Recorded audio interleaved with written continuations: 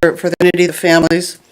The caps were purchased from an organization who's donating 1/3 of the cost of each purchase to the fundraising efforts. Thank you, Your Worship. Thank you, Councillor Peterson. And again, welcome to our evening and to the viewers at home. At this time, I'd like to ask and call for a minute of silence in honor of the Humboldt Broncos team and trainer and those who are suffering.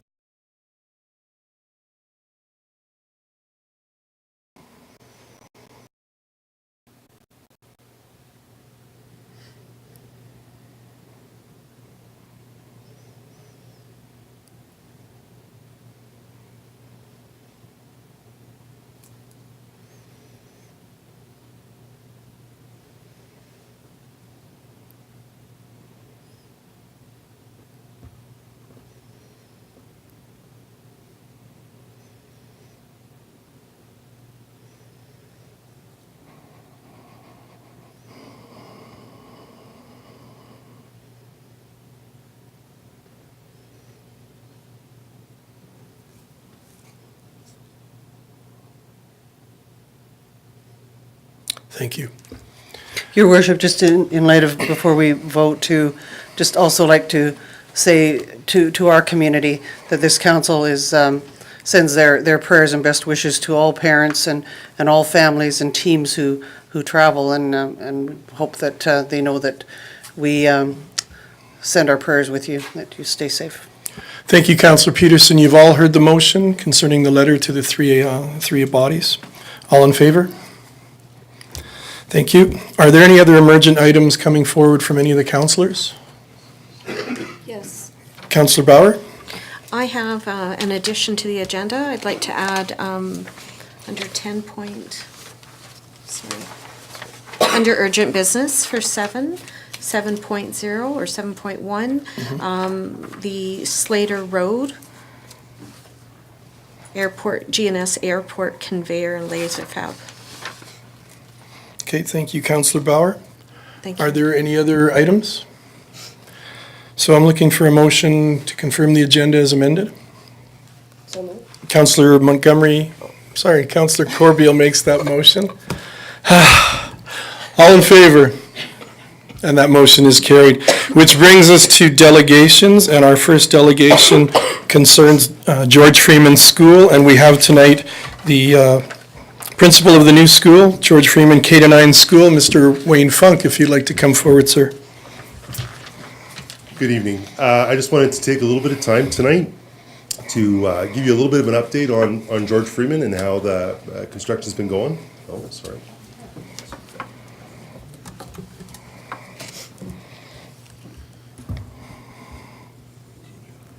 So my name is Wayne Funk. I'm the principal at George Freeman School. I've been appointed there for almost 2 years now. Been on that committee, and currently I'm principal at Westmount and Trinity Christian Academy. So I just want to give you a little bit of an update about how George Freeman School's been going. I see you have an artistic rendering outside. The only difference now, of course, is that we have the George Freeman name attached to the school, and we're excited about that name choice. George Freeman was a long-standing Strathmore resident who lived a remarkable life. And without going into too much of his history, we have decided that our slogan will be something along the lines of building everyday heroes at George Freeman School, which we feel George Freeman was an everyday hero for us here in Strathmore, trying to make Strathmore a better community every day that he lived. And so with that in mind, we just want to talk a little bit about the programming and the options. And I guess before I go too much further, I should just say what a great experience it's been from my perspective to be working with the people from the town. Tracy's been great. Rob's been great. It's been a great partnership so far. We're really excited about that sharing that facility between Golden Hills and the town. We think that's going to be a great avenue for us for the kids and their education. So we're talking a little bit about programming really quickly. Of course, we're a school, so we're going to have that high-end, excellent academic programming. We're looking for some different junior high options for our grades 7, 8, and 9 students. Robotics is something that is on every kid's mind these days. Coding, robotics, 3D printers. So that's going to be one of our options that we'll have in play. Lots of community involvement. We have a great foods lab, so that's going to be another option for our students. We won't have, the building doesn't have a wood shop or a band program. We don't have a music room. So as I've been talking to families and students, we've been talking about those differences that are different between us and some other junior highs in the community. We've identified 3 pillars that we're going to be working with to have George Freeman School really stand apart from the other schools.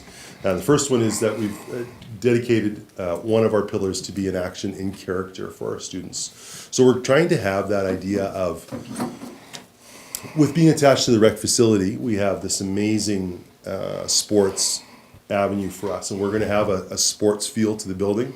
But we want it to be more than just about the sports. We want it to be about the values and the teamwork and all those good soft skills that come out of athletics, and we want that to be a part of it. So we want our kids to have that action and character as part of who they are and of the citizens that we're trying to create.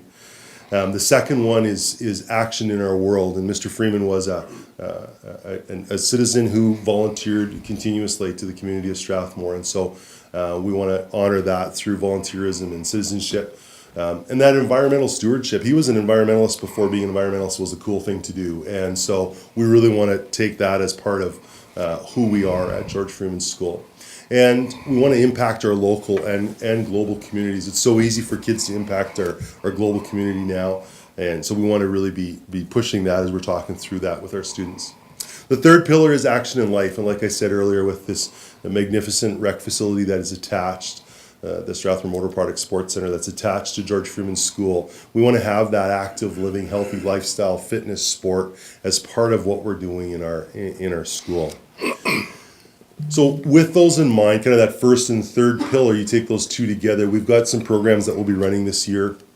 This first year, we're going to have some sports-specific programs that happen during the course of the day. Soccer. I've hired a soccer coach. She's currently a young lady just finishing up her collegiate career, her soccer collegiate career. Has an education degree, of course, obviously. She's going to be coming to teach elementary school for me and running the soccer side of things. I've hired a gentleman who currently works for me at Westmount, but he's going to come across to George Freeman for the baseball side of things. And I've hired another lady who's played 4 years of collegiate fastball in New York State. And she's going to come and teach elementary as well, but have that fastball programming. So we've got those skills academies, those sports skills academies that we're going to start with this year. We'd love to see it grow over time so we can include maybe lacrosse, because there's going to be a lacrosse facility there, include lacrosse, basketball, volleyball, those kinds of skill academies that can give the kids those athletic skills. But that's not all. It's not just about the sports and their skills. It's also about those soft skills you see on the screen. Teamwork, perseverance, grit, determination, sportsmanship. This week, and you are, as the council, are wearing those Humboldt Broncos hat, and as you followed that story this week, you've heard all about why the hockey community has been so tightly wound to this particular tragedy, because that's what teammates do. Teammates give up themselves for others, and so we want that to be a part of the citizens that we're building at George Freeman School. The second pillar that I'm going to talk about, I guess I talked about 1 and 3 already, but talking about action in our world. On the roof of the sports center, of course, there's going to be $750,000 or so of solar panels there, going to be providing some of the electricity to the building. So we really want to tie that in, that environmental piece. We want to tie that in for our students. And then there's the pond that's going to be nearby, a block and a half away or whatever it is, the water retention. We want that to be a part of our pond studies, that natural science curiosity that comes from that, having that kind of a naturalization area right close to our school. My last thing that I wanted to share with you tonight was that we are holding an information night next Tuesday night at the Civic Center for prospective students, their parents, just to hear about what George Freeman School is going to be all about. That information is up on the screen there next Tuesday night from 6 to 9 p.m. And I'm excited to be there to give a little bit longer version of this presentation at those 3 times that are listed on the screen. And then we want to officially announce that registrations are now being accepted. Golden Hill School Division is accepting those registrations at their head office. And my contact information is there. That's my email address. And the George Freeman School website is in the process of becoming a little more functional than what it is now, and that phone number is the the district phone number if there's any questions about George Freeman School that people can ask and get answers there. So I just wanted to bring that to you. Oh, I wanted to also offer that if I could just leave a few pamphlets out front for people who are interested to hear a little bit more about George Freeman School, I'd like to do that. And that's the end of my presentation. Just wondering if Mayor and Council, if you have any questions for me at this time. Thank you, Mr. Funk, for your presentation. Are there any questions or comments from any of the councilors? Councilor Peterson? I just had one point, I think that our open house is the same night. For Third Ave. Yeah, so, yeah, just a note. And the second thing, is this going to be a French immersion program by any chance? No, French immersion is at Brentwood School. But it only goes to grade 6.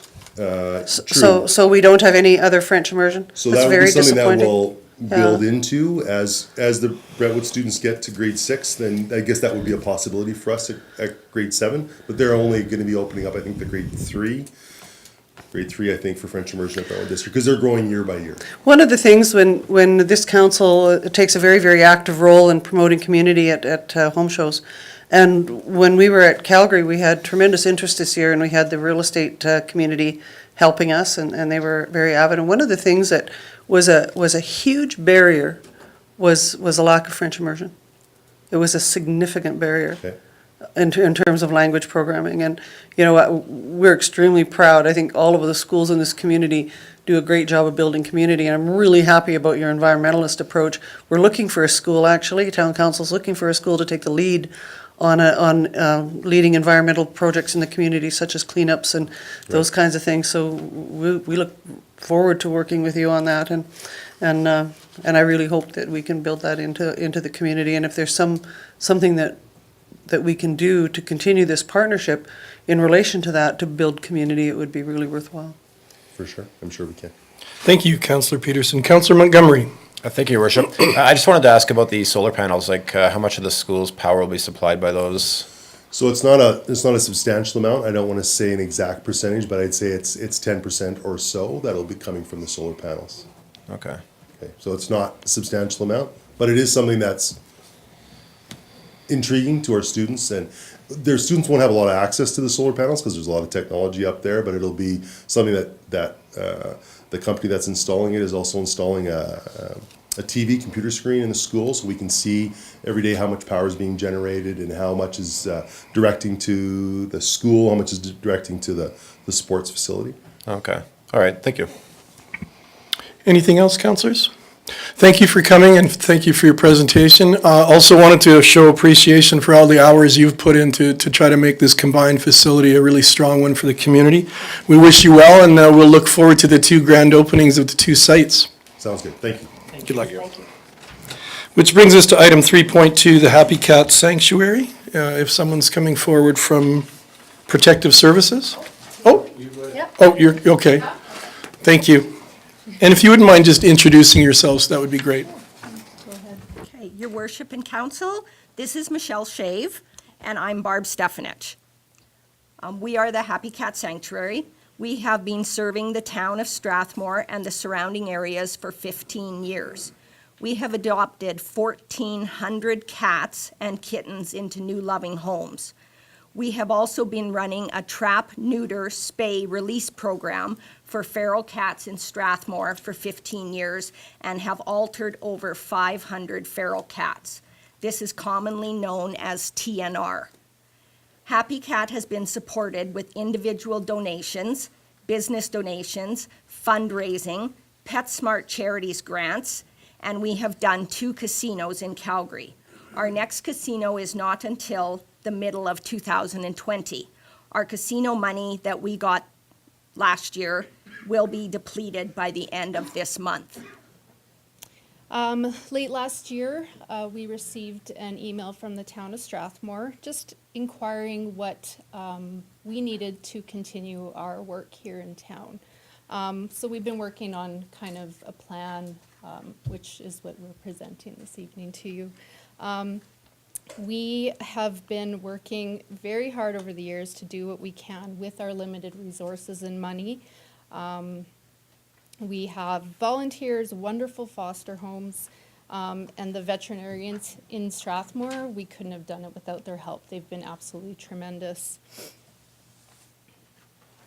Michelle and myself have both set up our garages as catteries and often use our home as well to board the cats.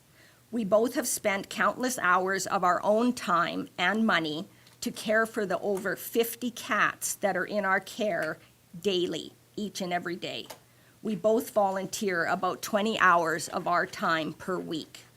We have 14 foster homes that help out regularly and several volunteers. Some of these kind people volunteer up to 6 hours per week. To continue, we must have funding in place to support our veterinary bills, food, litter, and a much-needed storefront adoption center. Last year alone, we spent $47,000 on veterinary costs, and all of our vets have made a huge investment in our town and our rescue by offering us reduced rates. We get a lot of our food donated to us kindly by Purina and Innisfil, but we still pay for litter, and that's extremely expensive. This adoption center that we're hoping to open will allow us to showcase our adoptable cats and have families meet them in this good environment. In the past, we've had to use the Red Carrot and our personal homes for people to come and meet these cats and facilitate adoptions. This isn't always convenient for ourselves. We have families and work full-time as well. So it can be a little bit trying to try and set that up. But we feel the more cats that we can adopt into new homes, the more we can rescue and the less that we have to turn away, because we do have to turn away quite a few, unfortunately. So our hope would be to receive from the town of Strathmore $50,000 per year in funding for the next 3 years. We have been working together with Trent West on an agreement that will be coming to council next week. Included will be letters of support from our veterinarians. We would also like to mention that all of the cats and kittens that we take in for any of our programs are seen by one of our 5 veterinarians, and they are health checked, vaccinated, dewormed, spayed and neutered, tattooed, and microchipped. Any other health concerns are also taken care of at this time, such as dentals, injuries, etc. Here is an overview of the programs that we offer. Firstly, it is our Rescue and Adopt program. Rescue cats include pets that have been abandoned, lost, stolen, etc., sometimes found by residents who call us, or they end up at the town pound, where we try to take these cats as well. Our target for this year is 60 cats and kittens. To date, we have done over 1,400. Once we rescue a cat or kitten, we must take care of it for at least 2 weeks to get all the vaccinations up to date before we can adopt them into a new home. With kittens, we cannot adopt them out till they are 12 weeks of age. They cannot be altered before this age. We will have to place these cats and kittens either into foster homes or into our own catteries for this period. And the next program that we run is the Trap, Neuter, Spay, and Release program, otherwise known as TNR. This is a very important program that is needed in the town. Our target again for this year is roughly 60 cats. We've fixed over 500. Many at like the Egg Society grounds downtown, which is very successful. So what is TNR? Feral wild cats that are living in our town. We trap them, we get them fixed, and then we release them back where they've been trapped. All the vet care has been taken care of, and feeding stations have been set up by town residents, and these people care for these cats year-round. There are 5 feeding stations currently in use. I did a poll on Facebook, and I found that through that response, anywhere between 50 and 70 feral cats are living within Strathmore that we have not trapped yet. So this is before any of them have had kittens. So as you can see, the numbers are going to raise pretty quickly here. So we have to get on this as soon as possible. We'll require the public's help and the town's help as well. So if any kittens are trapped, if you guys receive calls, we will take these kittens, tame them, find them adopted homes. And then you'll see over the next few years, the town will start to notice a decline in the cats. The fighting, the spraying, the complaints, those will all go down. The colonies will still be there, but they'll be happier. They'll be managed, they'll be less troublesome, they not getting into people's garbage, gardens, etc. There'll be fewer kittens born, less, and it goes on and on. So the feral cats just will be a bit less of a problem and less of a concern to other pet owners who do let their cats outside. And then our third program is our surrender and adoption program.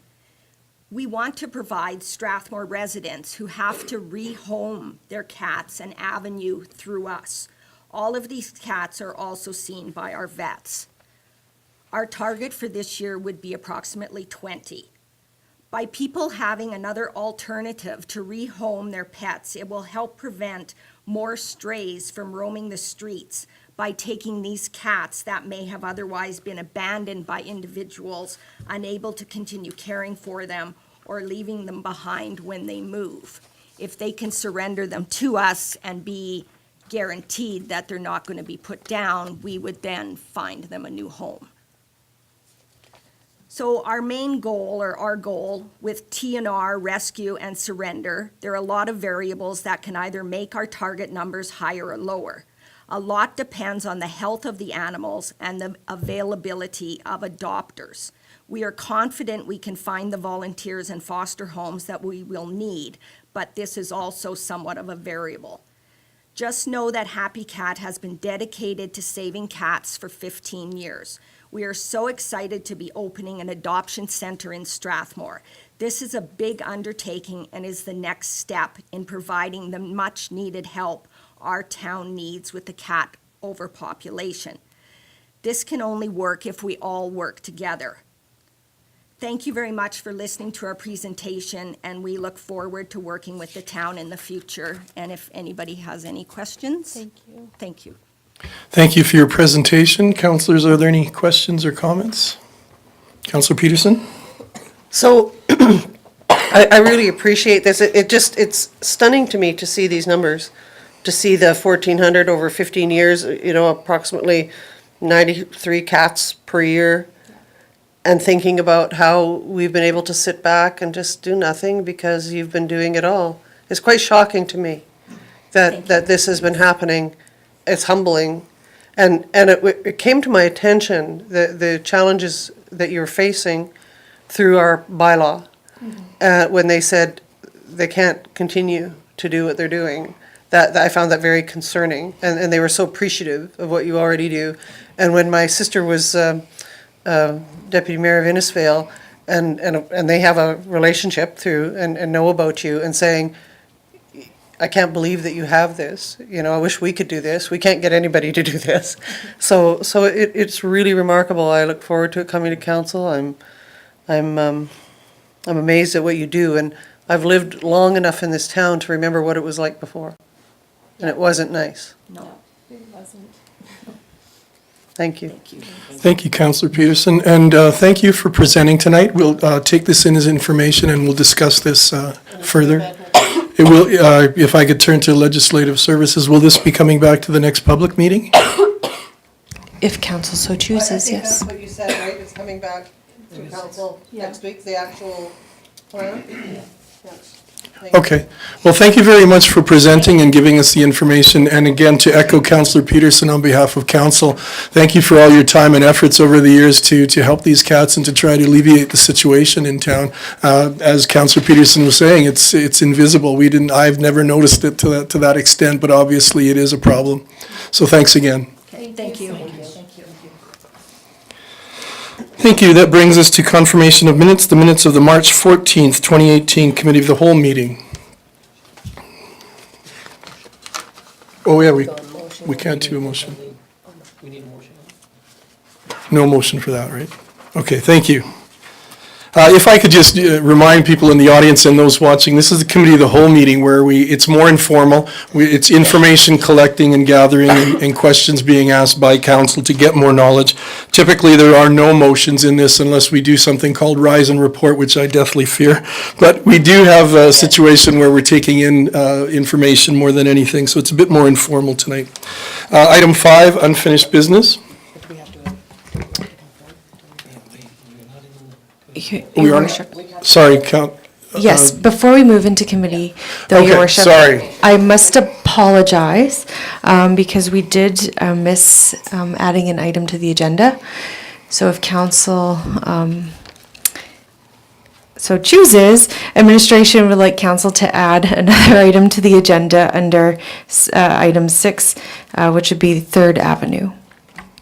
6.7? Yes, please. Your worship, I'd move the agenda as amended. Thank you, Councillor Peterson. You've all heard the motion. All in favor? Motion is carried. And I can move the minutes of the March 14th Committee of the Whole. Thank you, Councillor Peterson. You've all heard that motion. All in favor? And that motion is carried.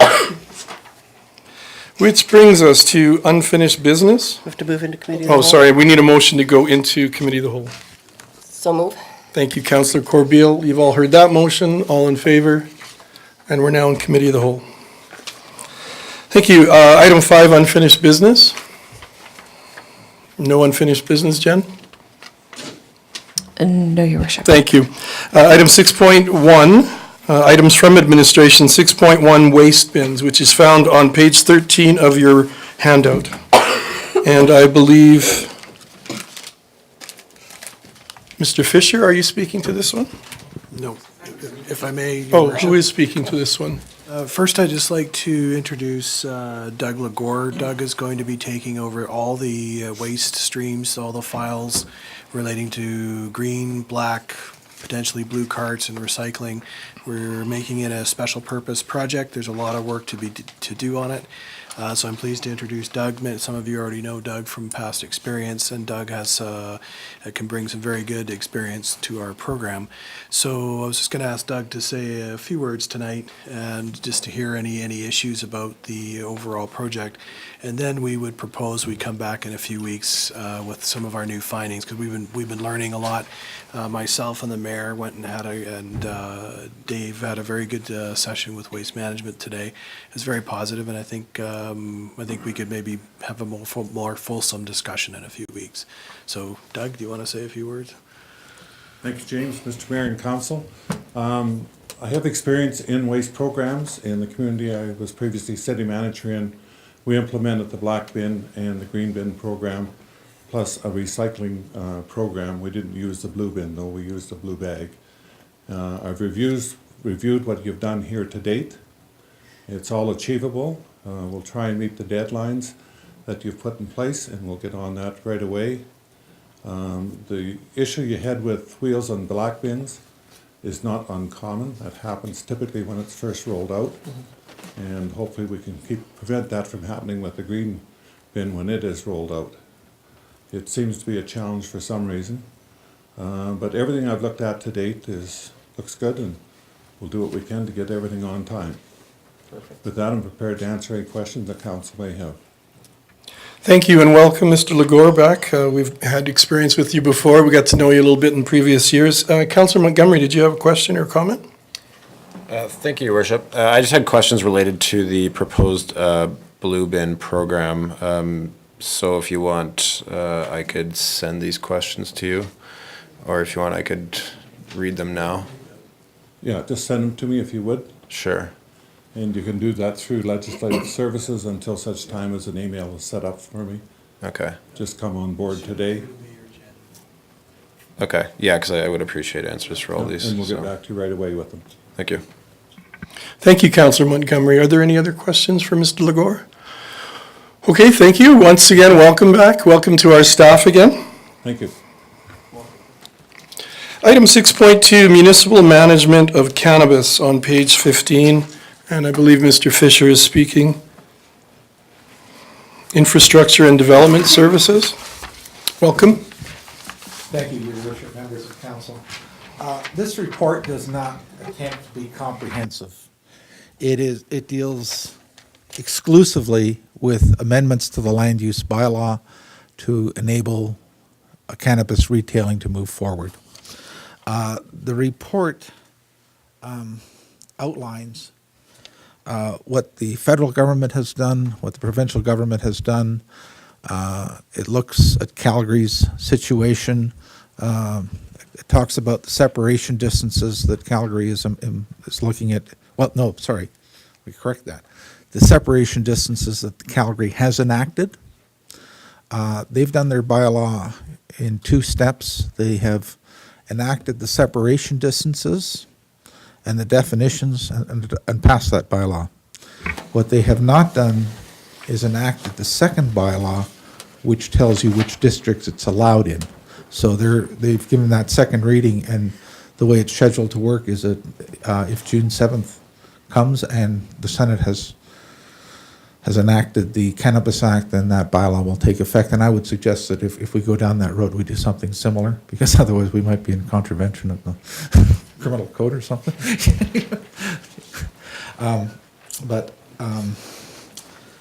The recommendation is that we define cannabis retail as a separate use. We should also probably do something about cannabis counseling and make it clear that growing it outside a designated facility or in your home is not allowed under the bylaw.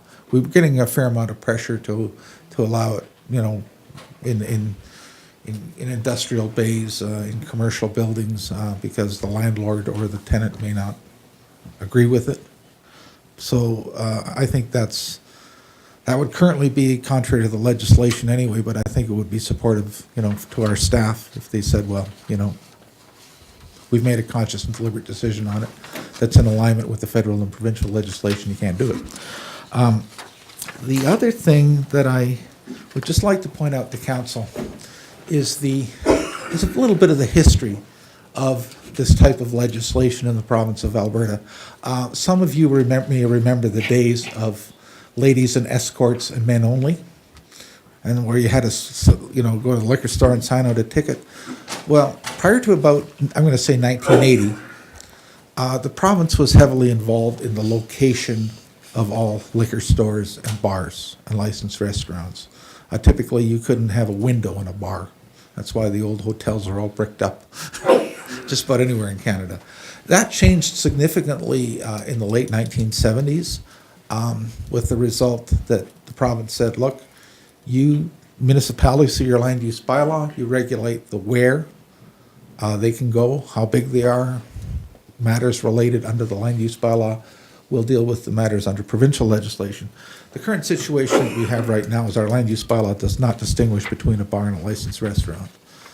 And I think if we don't address that at some point, we may get some pushback on why we're singling out cannabis retail. And I would suggest that there is a significant land use impact between a bar where minors are prohibited at all times to a restaurant where only food services is served, or a licensed restaurant where minors are allowed at all times.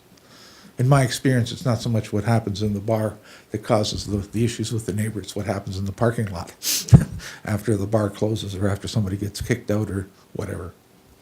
But under the current regime, we could have someone apply for a strawberry sundae shop across from the high school, and 3 weeks from now, it could be a bar.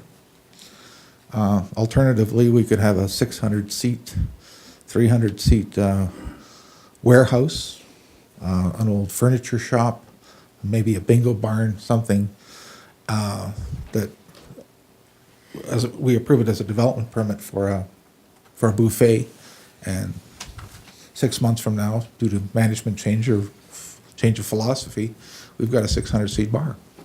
And we've got neighbors next door who aren't happy with us.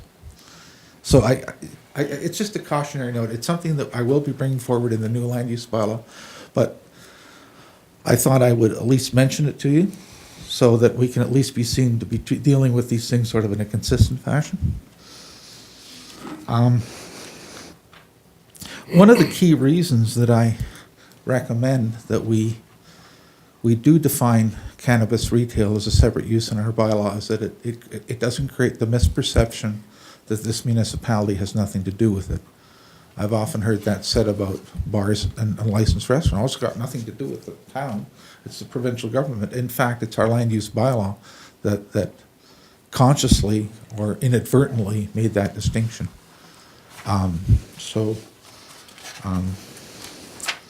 What else did I want to mention? I think that's probably, sorry.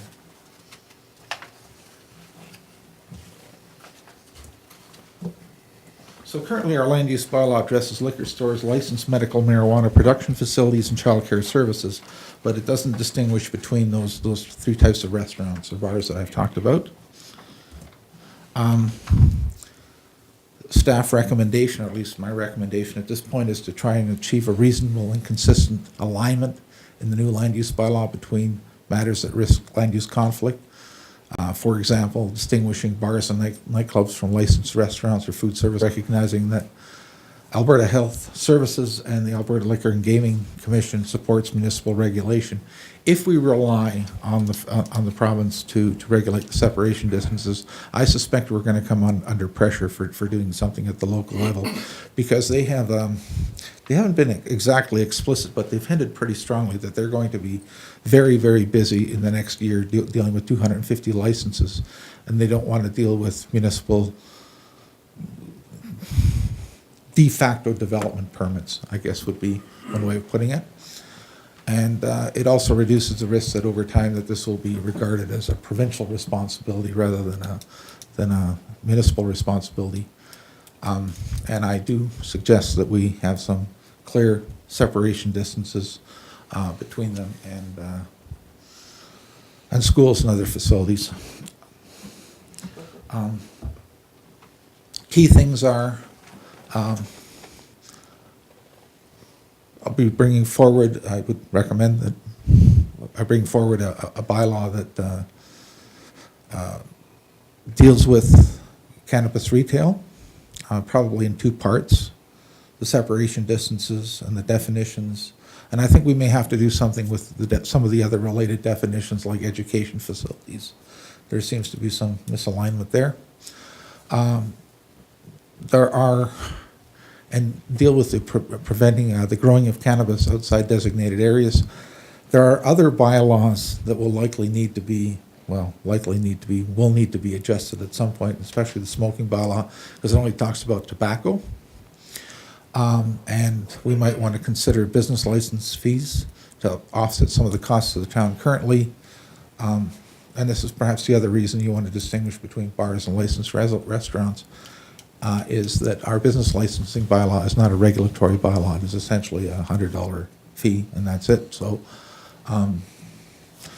I do not suggest that we go the route of the city of Vancouver, which is charging $60,000 for a license. I think that's punitive and opportunistic, maybe. And I don't think it's entirely, there's some legal issues with it. So we are also expecting the province to be bringing out, and/or the federal government, some further regulatory changes, having like cannabis lounges and related matters. So just to finish off, as I mentioned, Calgary has passed 2 amendments to their bylaw. One will not take effect until after on or about June 7th. They've also passed a bylaw prohibiting consumption except in private homes. Public consumption is not allowed, but cannabis cafes or lounges may be allowed at some point in the future, depending on the provincial legislation. There are obviously amendments to the business licensing bylaw, and there is at least one news report that I wasn't able to fully substantiate.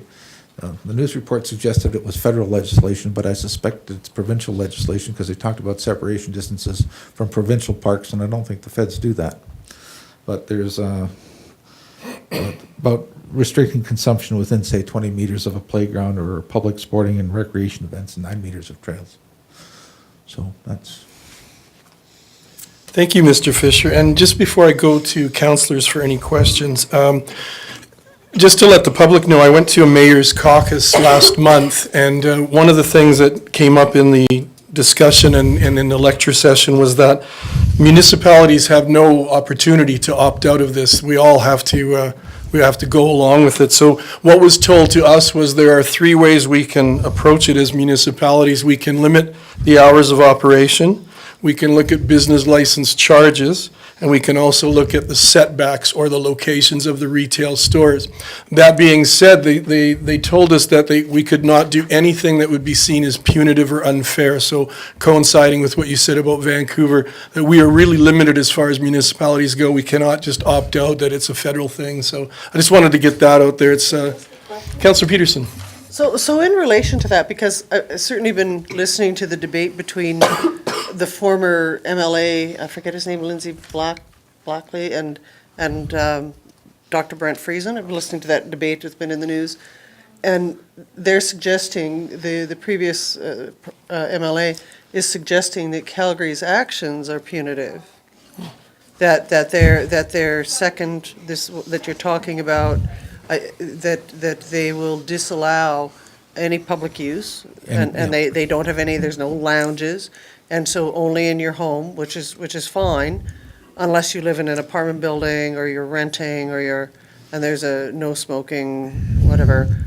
So they've made some suggestions around that, which I find interesting, and I wonder if they addressed that when you were at the mayor's caucus. They talked about how landlords would have the right in their apartment buildings to dictate whether or not that smoking of it would be allowed. One of the things that was interesting was they talked about the idea that you could have a yard party, and a lot of the air quality could be affected by a lot of cannabis being smoked.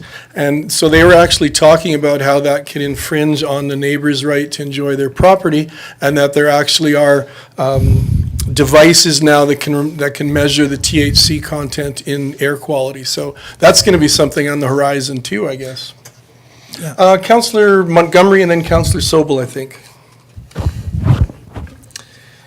Thank you, Your Worship. Werner, I guess first of all, I'd like to get your opinion on the logic behind spacing the stores out. What does it matter if, say, 2 retailers are across the street from each other in Ranch Market or something like that? I'm not going to offer an opinion on that. There obviously are some, opinions on that. The city of Calgary's going that direction. I think there is a risk, and I've seen this in some downtowns where, especially where they've stopped for a while requiring development permits. And you might find 7 tattoo parlors in a 2-block area. And then you have to wonder what's really going on. What's really going on, that 7 tattoo parlors can all be in business in a 1-block area. There is, I believe Calgary also separates liquor stores so that there's not an agglomeration. It doesn't become sort of I don't know. I don't want to cast aspersions, but there seem to be some sensitivities around the agglomeration of liquor stores, and there seem to be sensitivities around the agglomeration of cannabis retail. Yeah, I would suggest that there's almost no comparison between a liquor store and a cannabis store, or liquor consumption and cannabis consumption. So I don't think we should be looking at it in the same maybe frame of reference. But so you don't actually have like a reason that you would be writing that into our land use bylaw that they be separated? No, this is largely, what I looked at mostly was the 1,000 people that were interviewed in Calgary, their representative survey and the results of that. I think that tended to inform council's position in Calgary more so than the online surveys that were extremely skewed. There was, they were either skewed completely one way or the other way. And I've been involved with online surveys. I don't find them particularly reliable. I don't think there's any compelling reason to separate them, but there is generally a community concern in a lot of places that, and it's come up where I live. I live in Medicine Hat. Like, why do we have, 5 liquor stores in one strip mall? Well, because our bylaw allows them to. Now I think that some of those liquor stores are probably going to turn into cannabis retail because of the ownership and the distribution and so on and so forth. So, I have the strip mall in my neighborhood has a 300-seat bar, a 7-Eleven, a vet, and a bar, and I suspect something else now. And it's not exactly a neighborhood shopping center anymore. You don't even want to particularly go there, except during daylight hours. Okay, yeah, like I can understand, I guess, like on some level, the logic behind a space between, say a school and a liquor store or a, marijuana retail place. I guess like I'm hoping that we will not be, as I guess you kind of pointed out, like at one point, not too long ago, there was kind of, let's say, the dark ages of alcohol consumption in this province, where it was done in, in a room with no windows and under, kind of very strict rules. And now we've kind of, relaxed that because we've seen that, we don't have to do that. And I guess I hate the idea that it's being pushed right now that that we're going to have to look at a lot of extra cost and a lot of problems that are going to come up from something that a lot of people are already doing, and so I don't think that we need to necessarily jump in to over-regulation, and I would hope that we're not going to be over-regulating, especially if it's going to be costing the municipality unnecessarily. If I can maybe respond to that in part. Yep. I am a little puzzled by Alberta Health Services. They are actually a government department. If they don't like the separation distances between a cannabis retail store and a daycare, well, they regulate both. And now they're saying the municipality should do it. Gee, thank you. How kind of you, At the end of the day, this bylaw will become before council. There will be a public hearing. And on that particular issue, if we don't regulate the separation distances between, I agree that there's similarities and I agree that there's differences. I think that one of the key differences that I see, and this is where people say, well, treat it just like smoking. Well, smoking in a public place may not be healthy, but if I'm not smoking in a public place and everybody else is smoking cannabis, I don't walk out with an illegal smile if I'm not smoking. In other words, there is the risk of contamination just by inhalation, where if you're sitting in a bar and you're the designated driver, you don't get drunk by sitting there not drinking. Right, but we're talking about just strictly, Yep. like you wouldn't Yep. suggest that we limit or space out like places that sell cigarettes, would you? Nope. I think that's regulated. And again, there's a variety of opinions on in any one of these things. You can find almost a bell curve. Mm-hmm. There's a majority, and then there's, depending on the shape of the bell curve, that too. Okay, yeah, like I said, my main concern is just that we don't need to unnecessarily, I guess, cost ourselves in this. No, and that's one of the reasons I'm not proposing anything for post-secondary learning centers like colleges and whatnot. Presumably they're adults. If I could just add one more thing, because I think another problem with the limiting that 150 meters, for instance, that actually would prevent, a place from opening up on a different street even, so it's. Well, that's precisely why I threw in that radius. Mm-hmm. That radius is only from one corner of the property. If you take it from all four corners of the property, that radius moves moves another 30, 40 meters. And I can say with a fairly high degree of confidence, because I've spent my entire career in cities of around 100,000 people, except for a few years in Calgary. If you start imposing 250-meter separation distances in a city of 100,000 people, you have limited the options so significantly that there's no available properties. The handful of properties that may be available are used by, they're in use, they're not for sale, and they're not available. So. Thank you. Thank you, Councillor Montgomery. Councillor Sobel.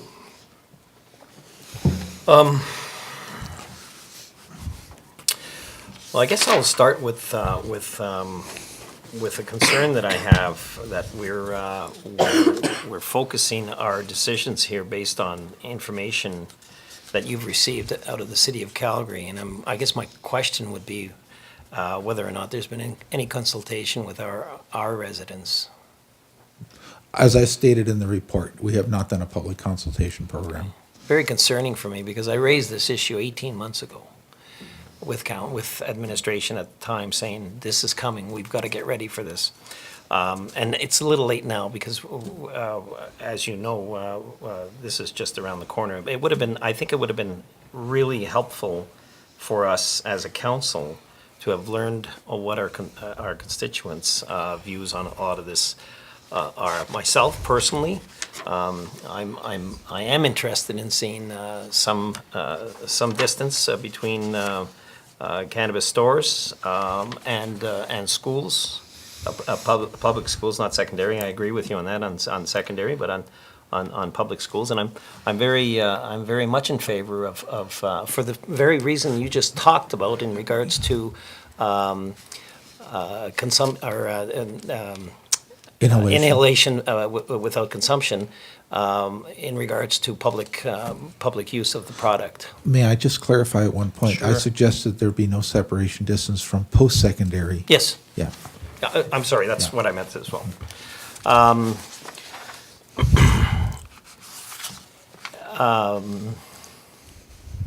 Let me just see what else I got here. And you know, I mean, we have to, I think the most important thing is to remember is that we are not Calgary. We're not the city of Calgary. We're a completely different entity, and our people are living here rather than Calgary for reasons. And I don't think we can forget about that. Unfortunately, I don't, you know, there's not been a lot of, not a lot of information brought in on this, and of course, we are going to have a public hearing on this eventually. So I'm hoping to get some feedback from our constituents at that time. You know, if I may, I'm not sure what questions I would have asked a year ago. I'm not even sure which questions I would have asked 6 months ago. The city of Calgary did 3 different surveys, and each time the results were so skewed by either the champions, which are about 13% of the population, who don't think there should be any regulation, and the other about 10% on the other end of the bell curve that says no. Yeah. And then there's that area, that gray area in the middle. It wasn't until they hired a consulting firm out of Ontario, interviewed 1,000 people over the phone, that they got answers that kind of make sense to me. You know, that intuitively are reasonable. Because some of the, you know, if we had done and I've been, you know, probably one of my worst experiences was doing an RV survey about RV parking in a front yard, thinking it was going to be a 6-week project. Oh my God, 1,500 valid responses, opinionated ones too. So it. Okay, thank you. Thank you, Councillor Sobel. Councillor Bauer. Thank you, Your Worship. Thank you, Werner, for your report. Thank you. I am disappointed that, having been elected 7 months ago now, that we're just talking about this today. People are very concerned about this, and they're saying that they're concerned about it for a number of reasons. Not only that it affects them in their retail business, but it affects them in their properties and in their homes. And I think that it's so important what Councillor Sobel said, that we do have a public consultation process. It might not be the same public consultation that Calgary, like the same route that Calgary went with surveys, but we need to involve our people in some way. And I really challenge you to work with us and try and think of a solution. Do you have some other ways?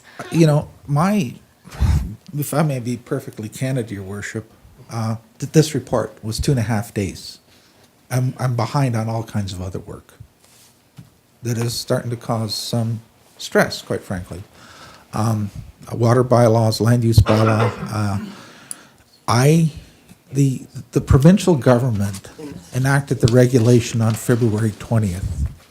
I found out about it on the Monday, and, we started, and a bunch of us met in Airdrie, thanks to the Calgary region, and talked about it. And, here's a room full of people, and we're going, we're not really sure what the province has done yet.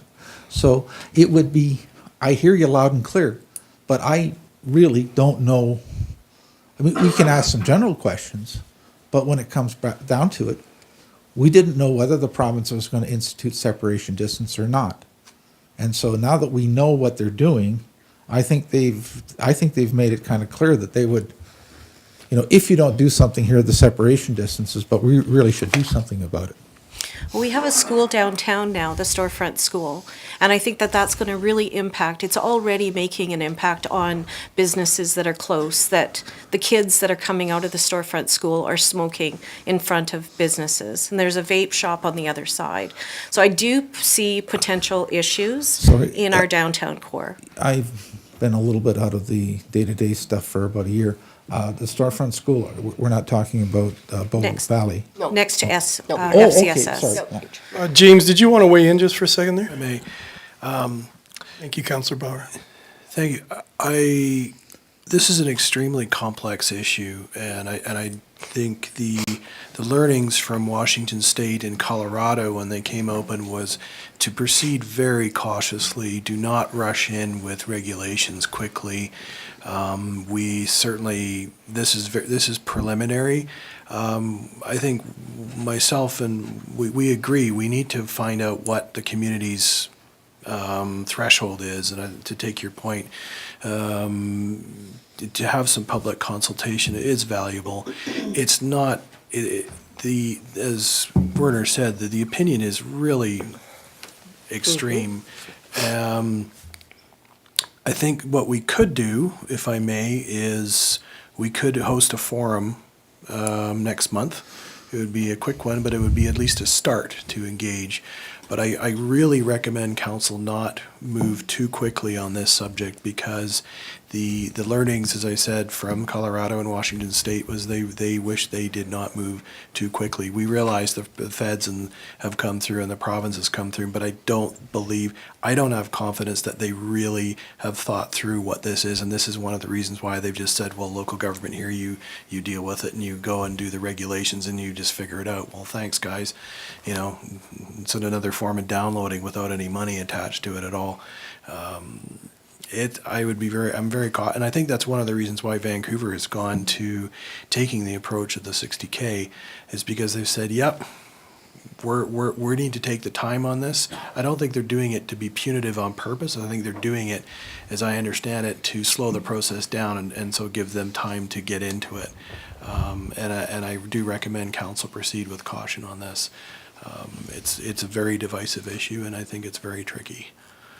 Thank you. Thank you, James, for that. Councillor Bauer, did you want to add anything after that? Yes, please. I'd like to just ask, it does state on page 15 that the land use bylaw has allowed a licensed medical marijuana production facility in an M1 light industrial district in Strathmore. Where is that located? Directly south of Larden Rentals.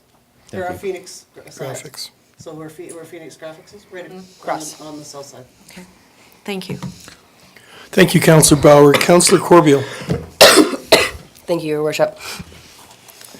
I was thinking about this at home, and I was actually going to bring it up during the community survey. Could we not put a couple questions even on that?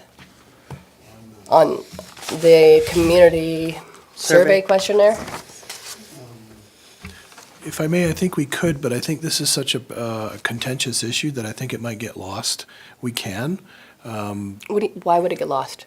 Because it would just be buried in with other questions and so forth. And I don't know. I think that people, especially if they knew about it and if we could promote it and to get feedback, I think it actually might increase the people actually answering the other questions. I have no problem doing it, none whatsoever. It's a pretty hot topic right now, and I really would like to get some public We could do input. that. I know you're going to have your extremes, and I think it's going to be like the liquor, consumed with in dungeons, basically. It's going to take a lot of time for people to adjust. It's going to be a huge adjustment.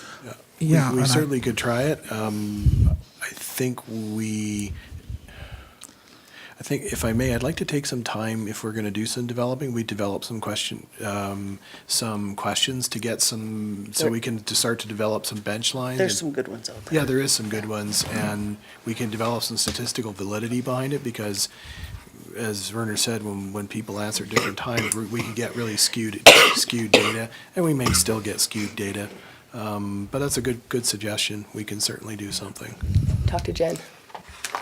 Thank you, Councillor Corbeil. Councillor Peterson. Thank you, Your Worship. I certainly, in response to Councillor Corbeil's idea, I really think that has a great deal of timeliness and potential right now, and would give the beginnings of that voice at any rate. And there are lots of good questions out there that allow you to establish some evidence base, but you'd probably need 3 questions to do it, and I know that's not what you wanted to do. The only thing that I would bring up is that the survey needs to be posted by the 15th of April. Yeah. So we have limited time to come up with those questions. Yeah. The second thing I'd like to say is that I really believe in Councillor Montgomery's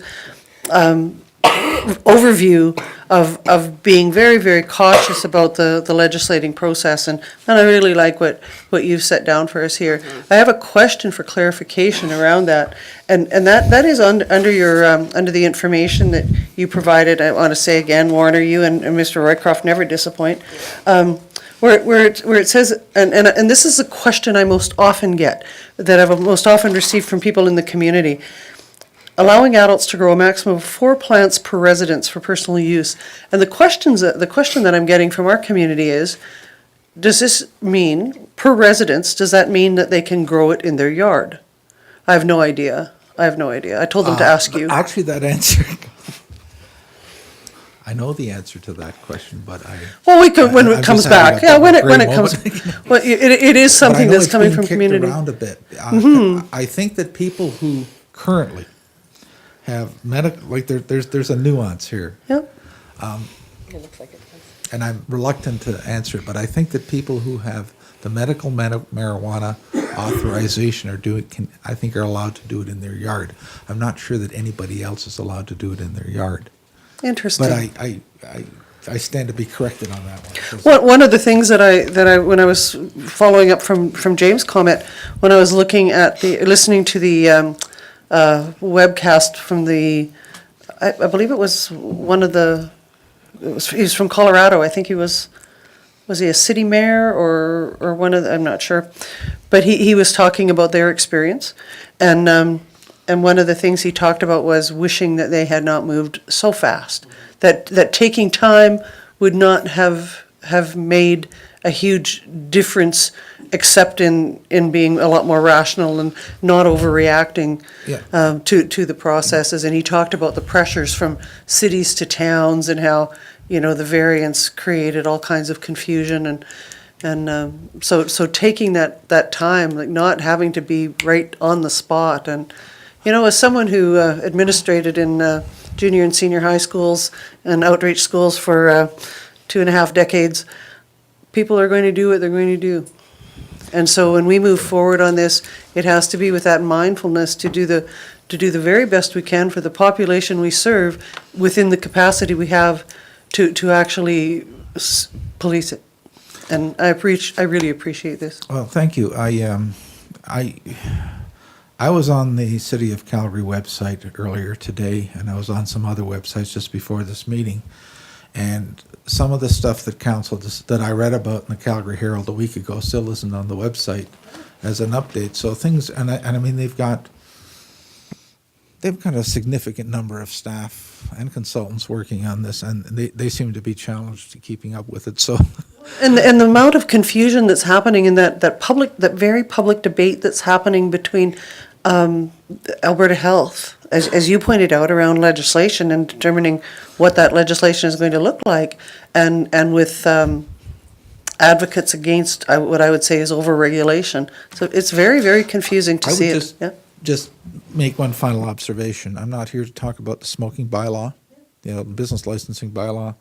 I thought that this was a way to move this forward so that we could be, because we are getting a lot of inquiries like, when are you going to fix the, and so, Thank you, Councillor Peterson, and thank you, Mr. Fisher. If I could just walk back briefly to Councillor Bauer and Councillor Corbeil's comments. Jen, I'm just wondering if you have time that maybe a combination of the public forum and 2 to 3 survey questions could be something. Would you be able to achieve that by April 15th? Not the forum, I'm talking about those survey questions that were mentioned. Do you have time? Your worship, yes, and perhaps we can discuss this further on in the agenda when we get Yeah, to the when we get to the survey question to part. find out what Good. council wants to know. Thank you. If there are no other comment, Mr. Thackeray. Clarification, does council support doing a forum in May sometime and instituting? Yes, some sort of- definitely. I believe that's what the council is I just in want to check favor of. in, and everybody good, okay? I think anytime we can get public input, it's got to help us as we move forward. And your worship, just to allow us to be able to give the business community the opportunity to come in and present their case and to have planning and development be accessible and with our general public, I think it'd be one of the things that the Colorado politician noted was that their fastest growing demographic of use were people over 65. I thought that was interesting. And when our community, and when I read your report, where the greatest amount of uses in Calgary is because of its young demographic, we have an equally young demographic and an aged demographic here. So we'll have it on both ends of the spectrum, Your Worship. Another thing that was mentioned to us at the Mayor's Caucus was that they felt it wouldn't be very long before major breweries got involved in marketing and selling cannabis, because in Colorado, Molson's lost 15% of its market share due to the legalization of cannabis. So that's something on the horizon too. But thank you, Mr. Fisher, for all your time and effort on this and your presentation. Thank you, Warner. Thank you. And that brings us to item 6.3, the Home Support Program, FCSS.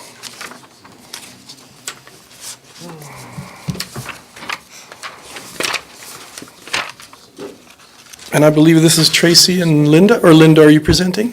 Thank you, and welcome back to council.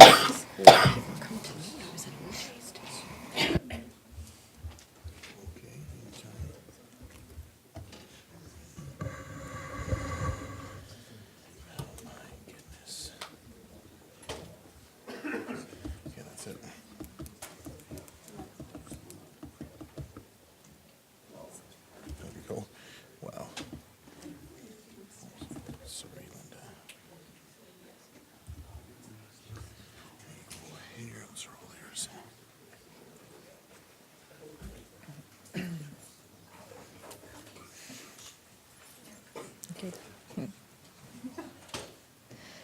Good evening, Your Worship and Town Council. Thank you for inviting me to present this evening on the Home Support Program. I have a small PowerPoint presentation, and then I'm happy to discuss any questions you may have. So before we discuss the Home Support Program, I thought it would be timely to just do a quick review with regards to the FCSS provincial legislation.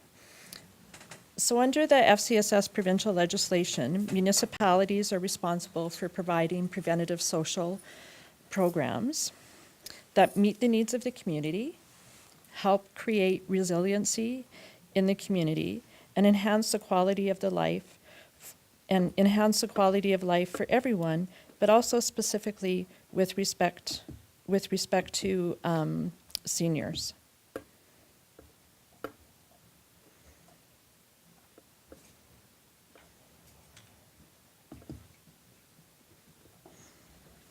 The home support programs provides light housekeeping, companion care, and assistance to appointments.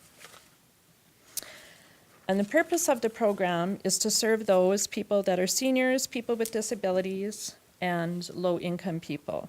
And the overall intent of the program is to improve and enhance the quality of life, provide additional supports through support referrals, and to assist in reducing isolation.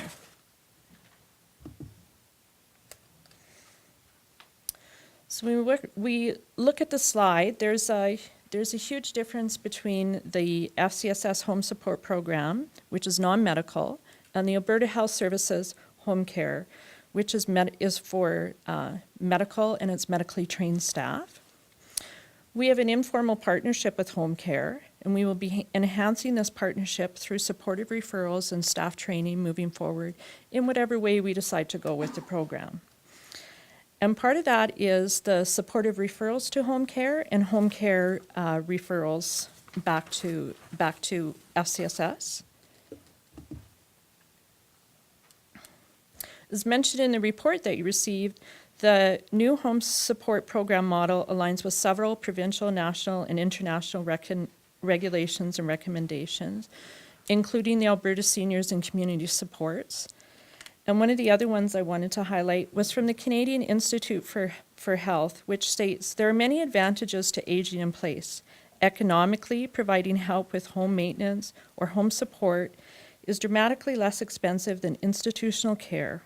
Moreover, the social and health advantages of aging at home have been extensively documented and include attachments to the place where people are familiar with and living, familiarity with their neighborhood and their families, and the ability to maintain functional health.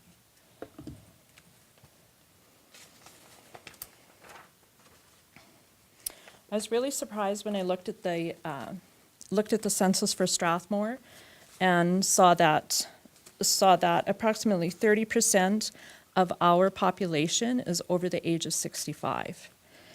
And an interesting stat we found out when we were looking at this is in 2031, the last of the baby boomers will turn 65. So that just kind of puts it in perspective of what that looks like. And when it says on the slide with regards to the 1,820 seniors in Strathmore are considered low income, that equals a third of the seniors that live in our community live in low income. And what does that mean? Low income status is based on income thresholds, which a family or individual their income comes in and what is the largest percentage that they pay on for basic needs like housing, food, and other things to support them. And that is what the federal and provincial governments estimate for income threshold, and that's what the census is based on. So for example, in Alberta, a senior living on an income of $27,300 or less, or a senior couple with a total combined annual income of $44,335 or less is considered to live in low income in Alberta.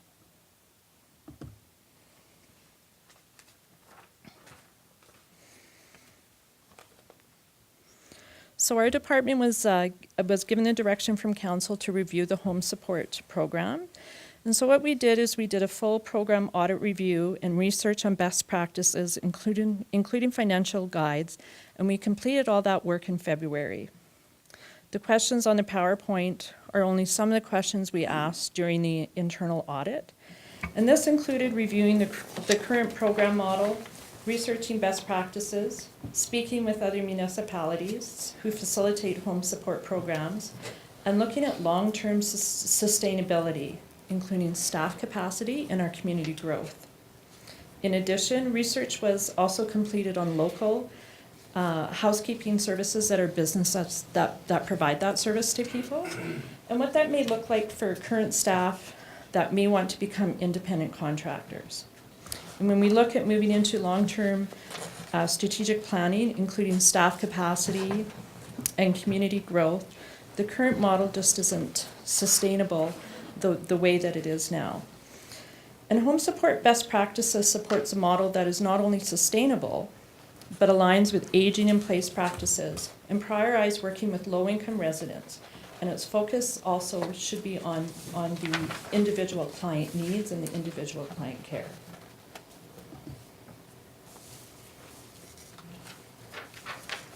So one of the things we did with our research is we developed a logic model specifically for this program. So just briefly, a program logic model illustrates a program's theory of change, and it shows how day-to-day activities are intended to to produce the results or outcomes that the program is trying to achieve. And we use the FCSS provincial outcome model because we're an FCSS program. And what it does is it connects resources, activities, and outcomes, capturing the project model through a series of questions that we ask. If then, what happens? If these things are done, what will be the result? And so logic models are really important in developing and identifying programs, because not only does it do what I just mentioned, but it also really focuses on what resources go into the program, what activities the program undertakes, what is produced through those activities, and the change or the benefit. So when we look at the outcomes of short-term, medium, or long-term, what does that really mean? So the short-term focuses on learning, what learning took place, what awareness, knowledge, skills, or motivation changed. And we look at medium-term, and that's more focused on the action. And so that's about behavior, what behavior, practice, and decision and policies have changed. And then the longer term is more about that strategic long-term for the program and also for the individuals. So consequences such as social, economical, and environmental changes.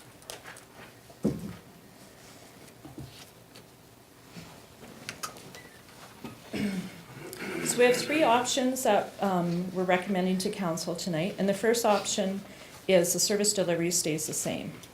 So the current home support program, I briefly mentioned, currently is not meeting best practices.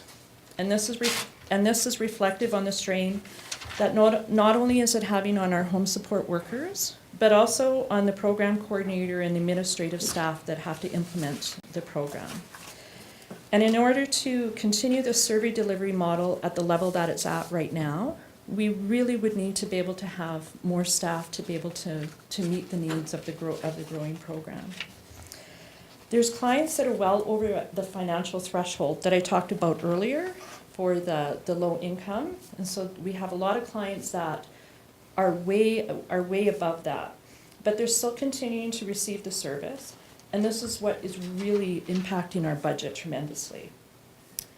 And one of the things we found out when we did the review too, the program model that we currently have is we have quite a few clients that are double dipping subsidies. So what that means is they're eligible for a Government of Alberta subsidy, and they're eligible for a Town of Strathmore subsidy for the same service, but they're getting the same subsidy at the same time instead of it being spread out. So they're double dipping and getting twice the amount, but they're not paying anymore for the service that they're receiving. And so even through this model, if this model stays this way, we would have different staff training than what we have right now, and we would have a new assessment tool that we would implement with the residents that are receiving this. It does bring into some challenges because right now the way it's working, it doesn't really align with any provincial legislations or regulations, but we're still providing the service as is.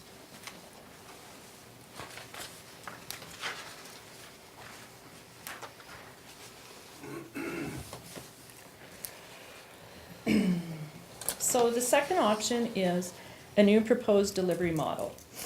So under this proposed delivery model, we will see efficiency and quality of service will be greatly increased. And one of the reasons why that would be greatly increased is because we're going to be able to provide clients with assistance applying for government subsidy that they may not be aware that they are eligible for. And we're going to make sure they apply for that first. And then after that, if they're eligible still for the town subsidy, then we will help them apply for the town subsidy after that. After they've used all the government subsidy first, then they would use the town subsidy. There's a lot of other different services and programs through the government that we're finding out that a lot of the seniors that we're working with on this program aren't aware of. So in this new program model, with our new assessment tool, we'd be able to assist them to do this. For example, some of the seniors on Alberta Senior Benefits may need a new bed, and Alberta Senior Benefits will provide up to $500 for a senior on the program to get a new bed. Or there's a percentage of prescriptions that seniors are paying out of pocket, that if they're on Alberta Senior Benefits program, they're eligible to submit that and they get a percentage back from the government. And what we're finding out right now, that the seniors just aren't aware of that because the way the program model is set up right now. And one of the things that's really important to share with this new program model is that there's about 30 clients that are over the income threshold, and so we would have to transition them off of the program because they would no longer be eligible. But that doesn't mean we would just not provide the service anymore. We would do about a 6-month transition, and we would work with them and other services in the community to make sure that they're still getting the service. They would just have to pay for it privately versus going through the town because they can afford it.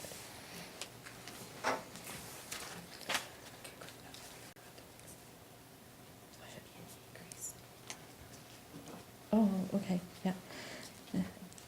And when we look at the financial implications, the program revenue will increase by approximately about $15,000 over the transition of the new program, because I know it says decrease on there. That's a typo.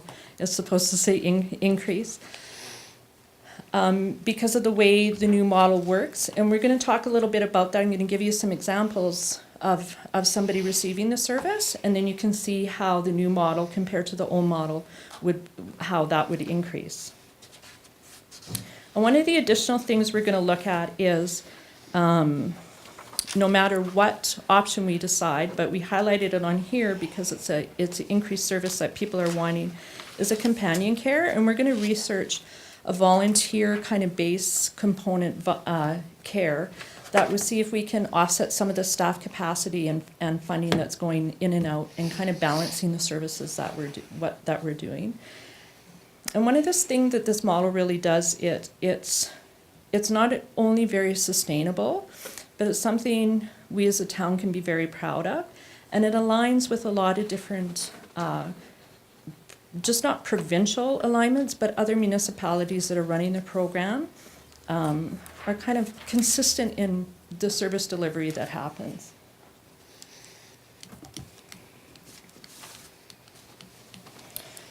So this is our example. Jane is an average low-income senior requiring light housekeeping. Her income is $13,700. So just on a side note, on the new model, we would know that she's missing some type of income because an average low-income senior should be receiving around $15,000 a year. So that's one thing.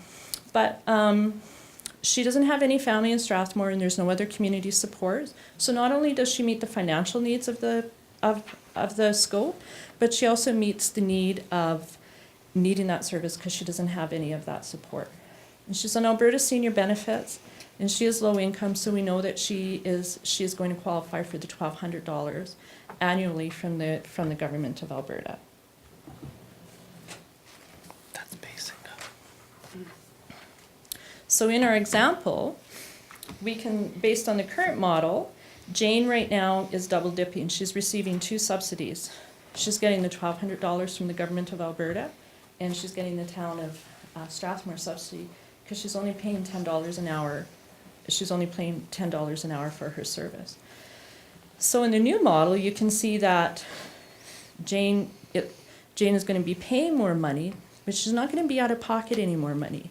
So we're going to ensure that she has that $1,200 from the government, and that's what that money is supposed to go towards, for her housekeeping services. So we're going to ensure that she is in scope with that, and she's still getting the service that she needs. And when we look at the new model, there's an increase of $440 revenue. And even though that we have an increase in revenue, it still doesn't break even, because as you're aware, any type of subsidy program isn't meant to make money or break even. It's to offset the cost to help people out, right? And one of the things we really want to do is we really want to focus on people getting the service they need, but we also want to reduce the double dipping of the subsidies that people are doing accessing right now.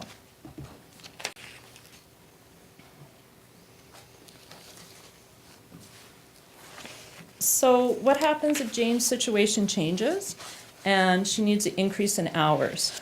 She still has the same income, she still qualifies because she has no family, she still is getting the $1,200, but that's only based on the maximum from the government.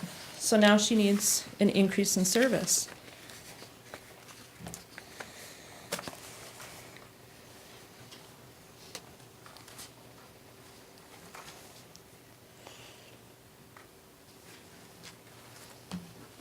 So what's going to happen is even though this looks similar to the other model, there's a lot of different implications of changing the service. So Jane needs more than 5 hours a month of housekeeping, which equals to $1,200 a year. So for the first 5 hours of housekeeping a month, Jane's going to pay the $20, and she's getting reimbursed 100% that $20 from the government of Alberta. After that 5 hours, we're only going to charge her $10 an hour.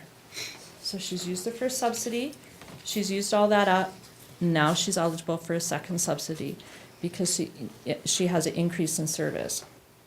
And you can also see on this model, with the new model, it means now there's an increase of revenue of $600 back to the town. It's really important to note that a majority of seniors don't go over the $1,200 that they're eligible for.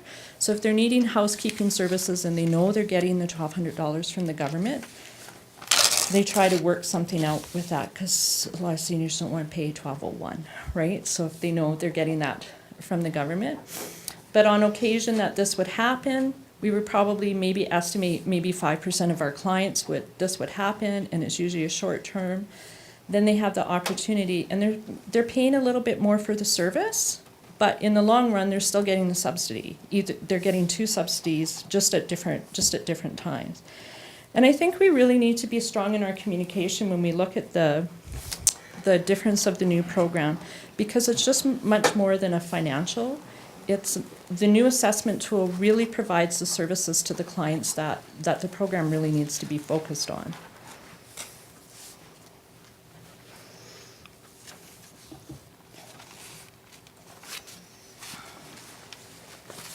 So the third option is a dismissal of the program altogether.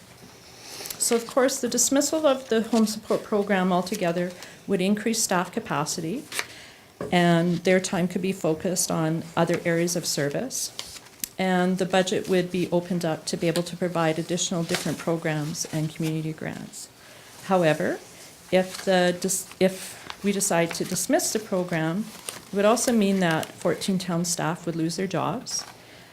Some clients won't be able to afford a private service because a lot of private services don't give an additional subsidy, or they charge $30 an hour versus $20 an hour that the town would charge.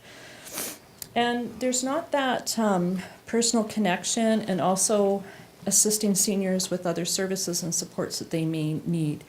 Because a business model is different than an FCSS model, right? So we're people helping people, where a business model is a business model.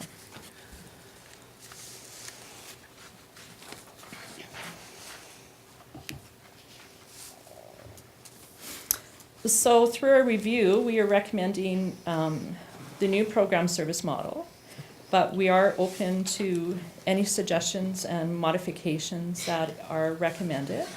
And we will be bringing a policy framework to council on May 2nd around whatever direction we're advised on. And I've done the presentation, so if you have any questions, I'd be happy to answer them. Thank you very much. Councillor Montgomery, and then I think Councillor Peterson. Thank you, Your Worship. And thanks for your work on this, Linda. I just have a few questions for you. So you said that if we went with option 1, like keeping things the way they are, we would need additional administrative support. What does that mean? Just hire, is that more people to just kind of direct people to go and help people, basically? No, that would be more focused on, it takes a lot of administrative work to facilitate the program. So we have a program coordinator that works with the home support staff, and then our administrative staff, Sandy, does all the billing, just not for the clients, but also for the home support staff. And so she spends a lot of time facilitating that right now the way it is. And so her time is consumed really doing that a lot, where we need somebody that, based on this model, would just be able to focus on that. So her job could open up to doing different administrative stuff for the different services that we offer. Okay. Okay, and so this next question has to do with the Alberta Seniors and Community Support Findings Report. Does that mandate that we ensure subsidized and low-cost services are available in our community? Because I see like in your report, it says that, you know, like we have to do it because of that, but I'm asking, does that actually mandate that? In the FCSS Act and Regulation, that's one of the things that it states. Okay, but not. It states other things too, but that's one of the things, and we highlighted that because it was specific to seniors. Okay. Yes. And what programs or supports are available to low-income non-seniors? Can you repeat that question? Well, I noticed that it says like that the program criteria includes people with low income. So I'm wondering what types of programs would be available to just low-income people who are not seniors? For sure, yeah. So people with disabilities that are under the age of 65 and low-income people under the age of 65. Maybe mom gets discharged from the hospital, had a C-section. She's low income. She needs a little extra help around the house because she doesn't have any family. So perhaps if she's already on a government-assisted program like income support, if there's unfortunately a file open with Children's Services, those kind of things, we can work with them to step in to get the additional financial support that they need. So it's not something the government advertises, it's just something that we know that is available to help support families that have low income. Is that uncommon in Strathmore? I couldn't really answer that question because I've only been here for 3 months. So that's something that we can do with our research and our continued research to find that answer out for sure. Sure, thank you. And I guess so how is inability to complete household tasks determined for non-disabled people? Through a doctor. You have to have a doctor's, you're supposed to have a doctor's note. Okay. As per the government regulations. So as people age or people who aren't aging, maybe we have an individual that's going through chemo treatment and they're just unable to do some basic light housekeeping tasks. The doctor can write a letter and that letter goes to the government, and we will help people get that letter to the government so they can get their reimbursement to be able to help them with that. Okay. Every time you say lighthouse keeping, I think of somebody who keeps a lighthouse. So,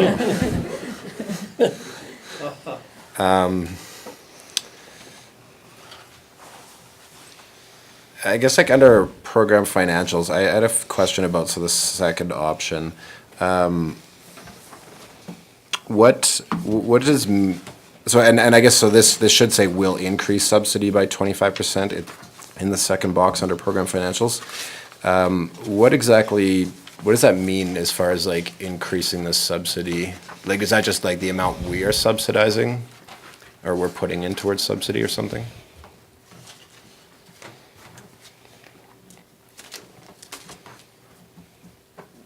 No, so it should say reduce the subsidy.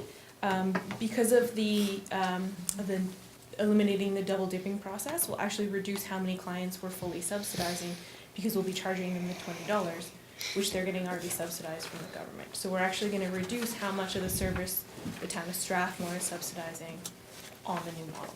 Okay. Yeah.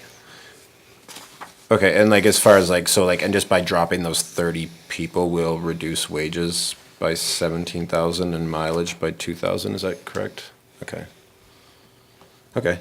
And And those 14 staff that would be downsized under option 3, those are? 15. house- 50. 15, those are housekeepers or something? Yeah, they're all casual employees who provide all the services under home support. Okay. So, and yeah, I guess I have 2 more questions. One is, can we look at, I guess, passing or failing people based on net worth as well as income?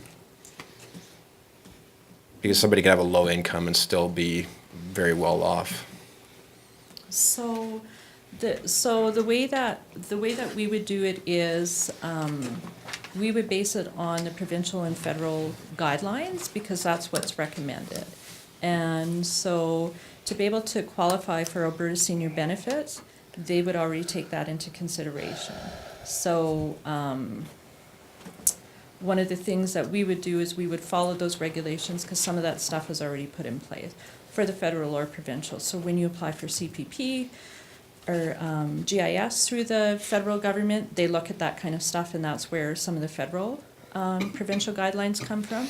And when you apply for Alberta Senior Benefits, you have to be able to qualify. So you have to show them your bank statements. You have to, you know, if you have a house in Bahamas, you have to show them that kind of stuff, right? And it's based on your line 150 of the last year's taxes, and then it changes every year, July 1st.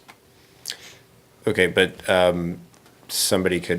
you're saying somebody couldn't qualify for help from the FCSS in Strathmore without applying through like either the federal government or the provincial government and going through that process?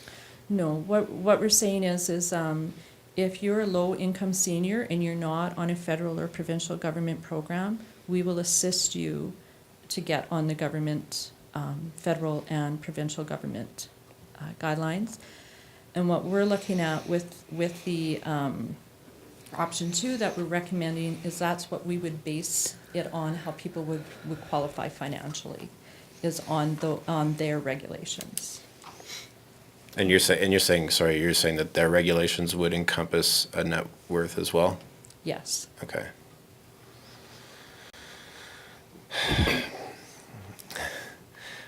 So this is, I guess, I only want to ask this because it was brought up so many times in your report.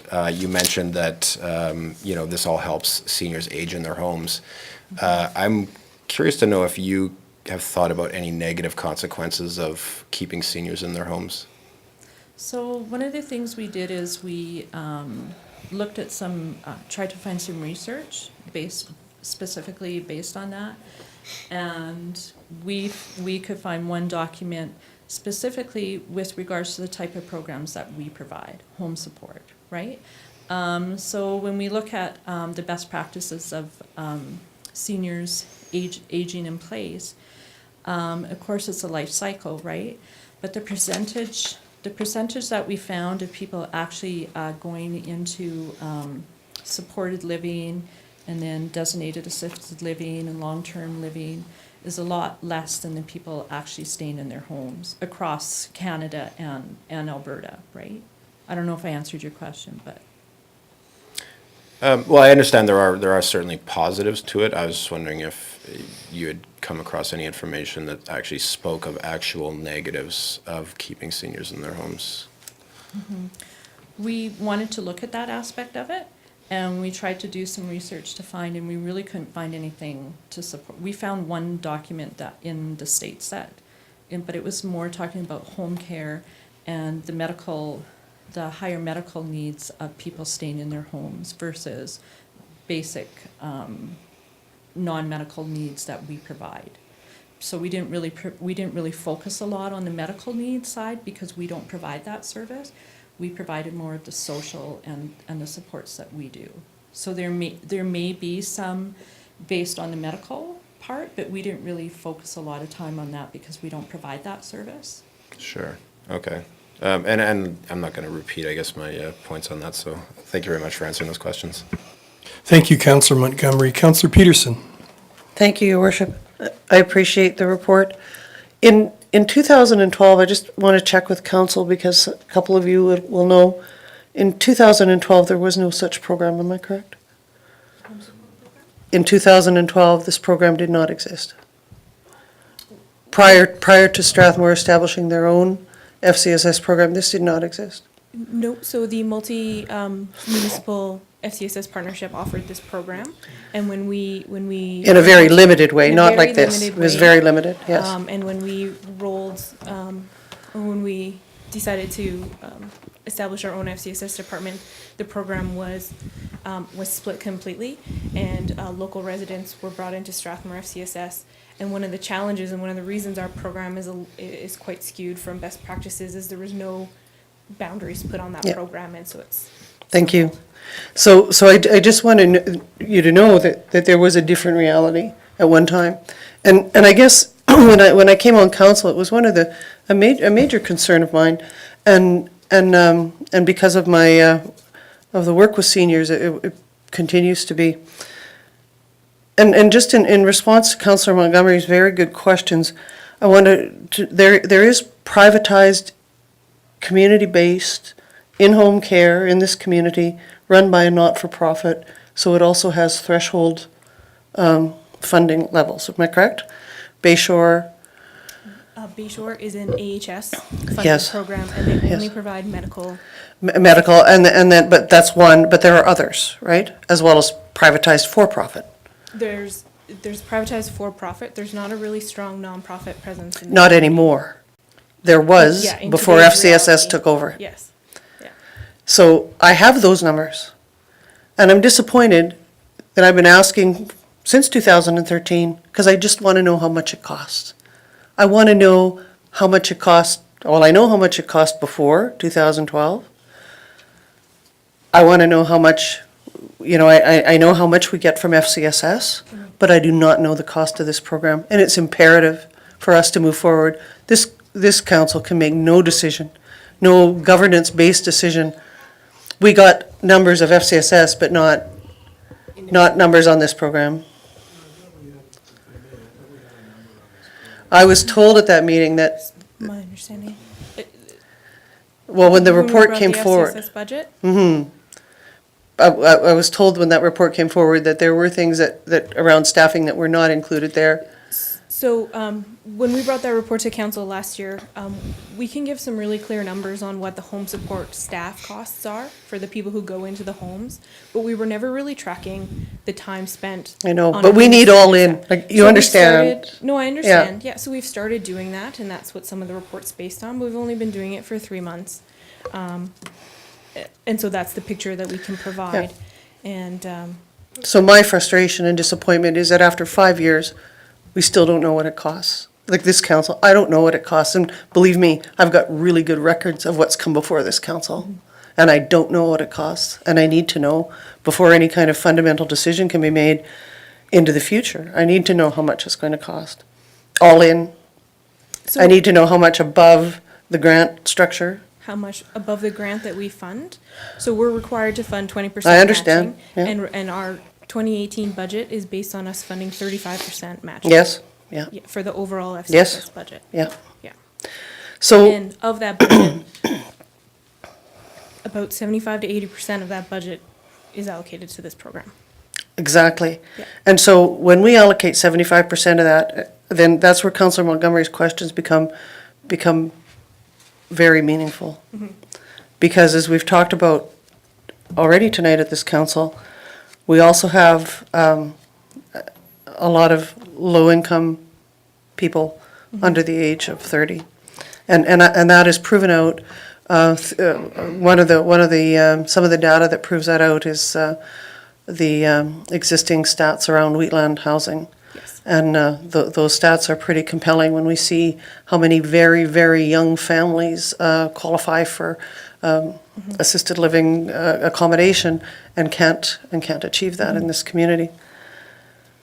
One of the other things that I think in terms of when I hear about staff capacity and continued growth, I understand fully how important those are, but affordability is a major consideration. And when we put 75% of our bread in one basket, it takes away from other things that are potentially fundable in this community. And in the 5 years that this file has been in front of us. I've had lots of opportunity to meet with Wheatland Lodge and Sagewood, with the doctors in the community, in 2015 with the PCN, with the Seniors Advisory, with the Bridging the Gap, with the members of the Retired Nurses Group, many of who were very involved in the AHS home care delivery system, and of course with the Seniors Advisory through the housing report by Robert Phillips. And all of those would indicate that there has to be some really serious consideration from this community as to what we can afford and what we're prepared to put in, and the understanding of balance, that when we fund programs like this, we don't fund early intervention programs. And and I sat on FCSS boards for a long time, and certainly one of the mandates are to provide early intervention. And right now, there is, I think, approximately $8,000, $10,000 going into early intervention programs in our community. It's a scant number in comparison.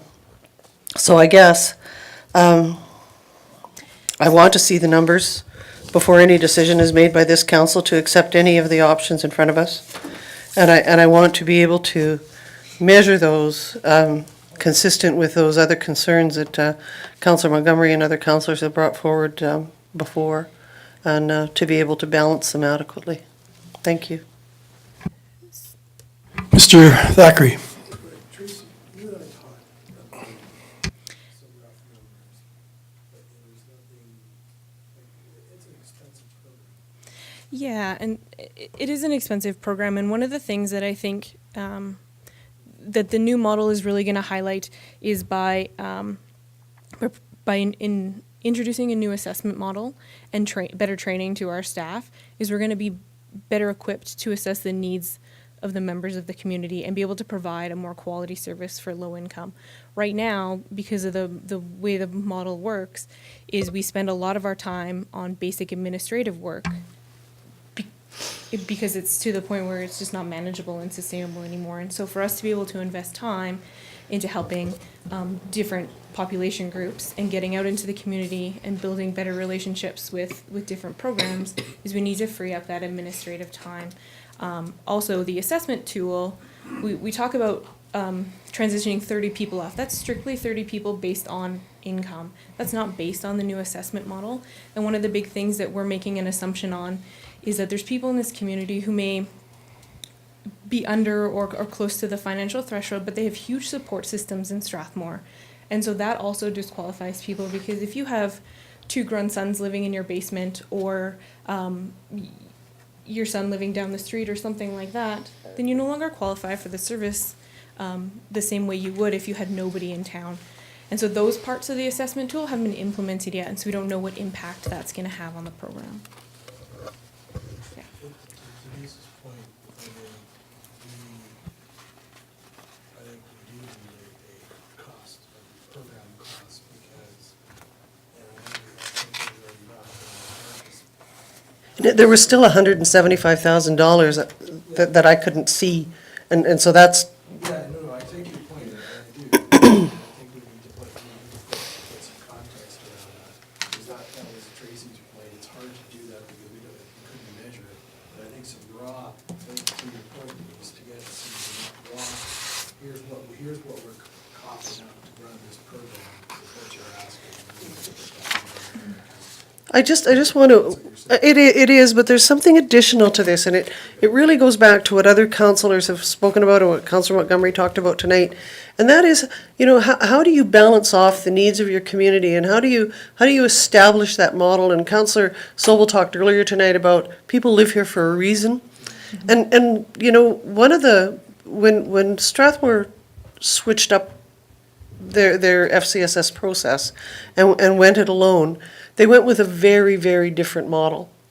And one of the things that was so responsive about community-based models, I'm not talking specifically about this community, but in other communities, when you have 15 people from your community, from various demographics, sitting around a table, making decisions about how money is dispensed according to need in a community, there is some very good outcomes. And County of Wheatland has a thriving FCSS because of that.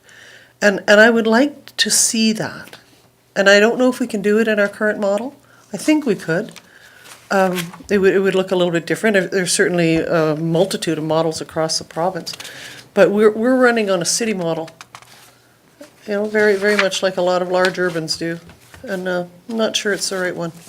But that's just for future consideration. But I would suggest that this become a topic with strong budgets supporting it for our strategic planning. Actually, that's a comment we wanted to make too. You guys clear on that? What? Yep. Yeah, okay. I think we got it. We'll get back to you. Thank you, Councillor Peterson, for that clarification and what we're after. Councillor Montgomery, did you want to add anything? Yeah, I just wanted to, I guess thank Councillor Peterson for all of her comments. I think they were well said. And I did notice that you guys do have listed under program options some volunteering, and I think that's a good avenue to kind of target. And I guess I want to know what you guys think about the idea of almost like a hybrid system where we don't necessarily totally dismiss it, but we maybe are looking at partnering with some private organizations in order to maybe more efficiently deliver some of these services. Yeah, and so that's a component of the new model, is that while we transition people off, we're gonna get them onto private services. The problem is low-income families won't be able to afford private services, right? And so we need to be careful about. It has to be a not-for-profit. Yeah. We had great success this year with the Snow Angels program, and it was well tested in a heavy winter. And so we didn't talk about it today, but it is noted in the program that the snow removal program and the lawn care program will be phased out of the program no matter what. There's better options out there for those services in town. And we have some really creative ideas on enhancing the the Snow Angels program to roll it into companion care, as Linda mentioned as well, lawn care, and some ideas around those. So those are all factors that we'll start to see change in the program as those phase out. Okay. Yeah. And I thought Councillor Peterson made an excellent point, actually, that, you know, all this, any money that we do focus kind of towards, let's say, you know, subsidizing elderly, could be going towards basically preparing the young people for, you know, so that they don't need subsidization when they reach old age. So I think there's a balance there. Thank you, Councillor Montgomery. Councillor Peterson? I just want to say that in spite of my misery that I'm presenting, I really tremendously appreciate the attention to detail that you've brought to this and the stuff you fixed. And it's really evident to me. I work in this book of business all the time. The attention to detail that you've brought and the many things that you've remediated. I can't say enough about that, and I'm hugely appreciative. Thank you. Linda has done a lot of work in her first 3 months here, trying to wrap her head around this program. So one of the things that I think we need to address probably sooner rather than later is this program's not guided by any policy.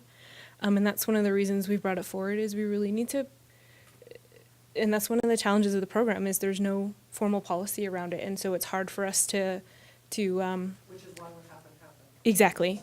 And so, so I think regardless of our end result, we might want to start thinking about an interim policy step to help us put some of these really simple rules in place, especially around the subsidy program, so that we can at least put that in place and then move forward. Because until that's put into policy, our hands are kind of tied.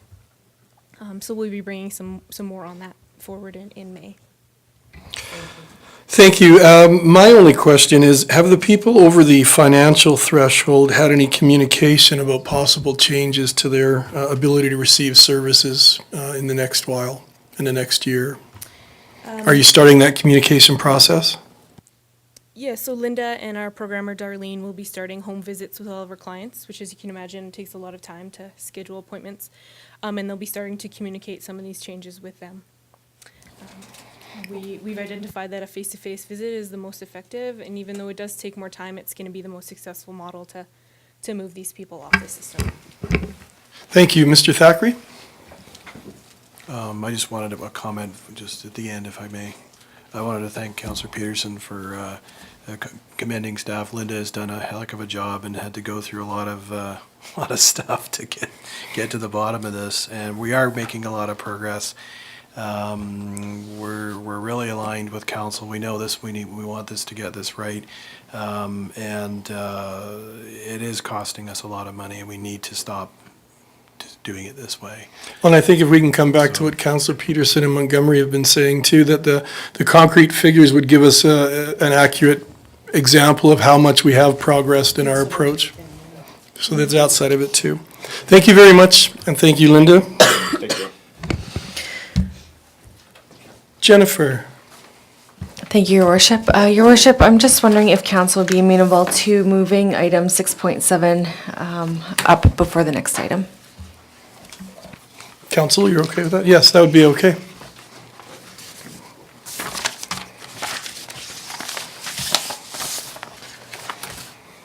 So this is Mustafa you're going to be presenting? So this is on the 3rd Avenue concept designs. As soon as I find my mouse again here.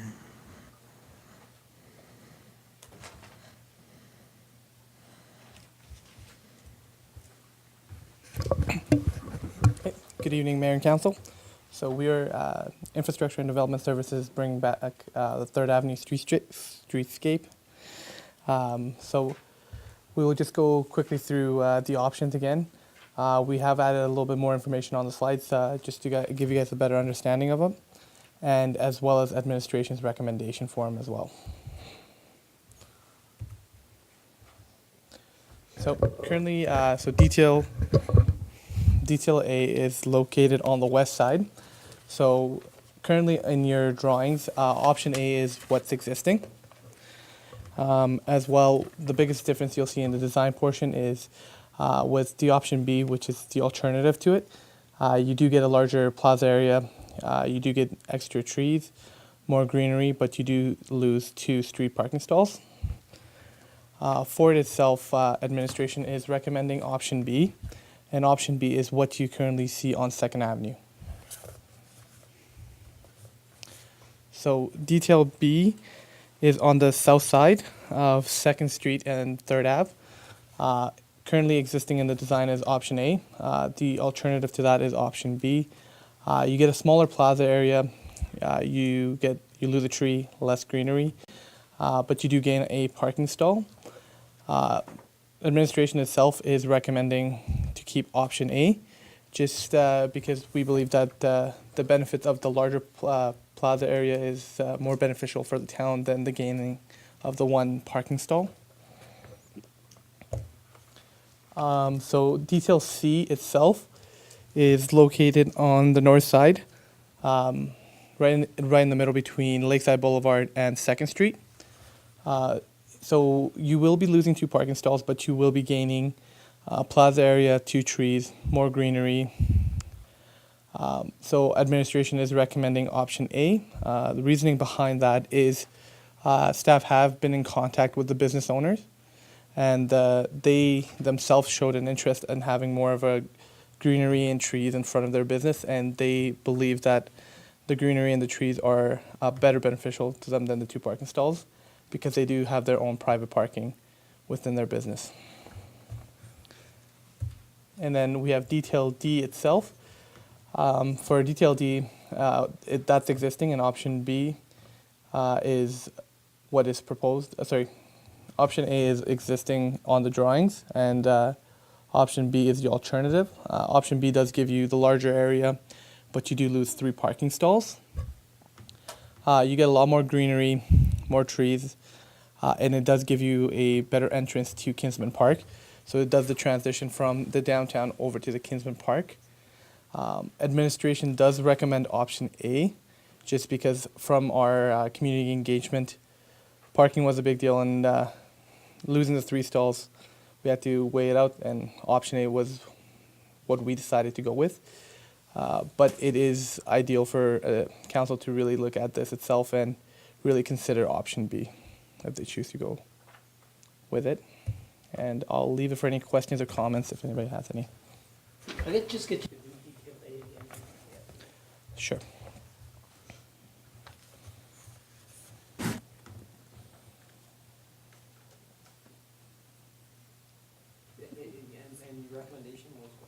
We were recommending option B. Just to keep the uniformity itself and as well to get the larger plaza areas so they are more functional. Not a problem. Mustafa, can I ask a follow-up to that question by Councillor Sobel? Have the businesses been asked about that one as far as option A or B in that area? For that itself, we were going to go to businesses after council, just kind of show them what our plan is with the up-to-date details on there, so whichever option council decides to go with, and see what their feedback is on that. If we do receive a lot of negative impact or negative feedback, we will address the issue then. Thank you. Any other questions or comments, councillors? I just have a question related to the overlay. One of the questions that I got asked that I had never been asked until yesterday was if in the overhaul of 2nd and 3rd Avenue, if any consideration has been made to putting in plugins for electric cars. So Plugins for electric cars, no. no, yeah. So is that something that a municipality generally undertakes? Like I've seen businesses do it, but yeah. I can speak to that. Right now, consideration hasn't been given there. However, we're working with an interested party, private fellow, who's interested in setting some up in town. So in this case, the market will be, hopefully, fingers crossed. And yeah. Thank you, Councillor Peterson. Any other comments or questions? Oh, I just have one more related to Ryan's. This morning, you mentioned that there might be plugins on the light standards. Your Worship, yeah, I think Mustafa can describe that better than me. Sure. Currently existing on 2nd Avenue, we do have plugins for within the light standards, which can be utilized for Christmas lights and all those kind of functions. And we are carrying that same design over on the 3rd as well, just to make them more functional and we can utilize them more. Thank you, Councillor Peterson. Councillor Montgomery.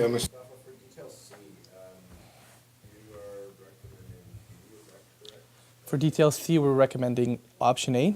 That was just with consultation with the business owners and them saying that they would prefer to have more of a greenery and a plaza area instead of the 2 parking stalls because they felt that was more beneficial.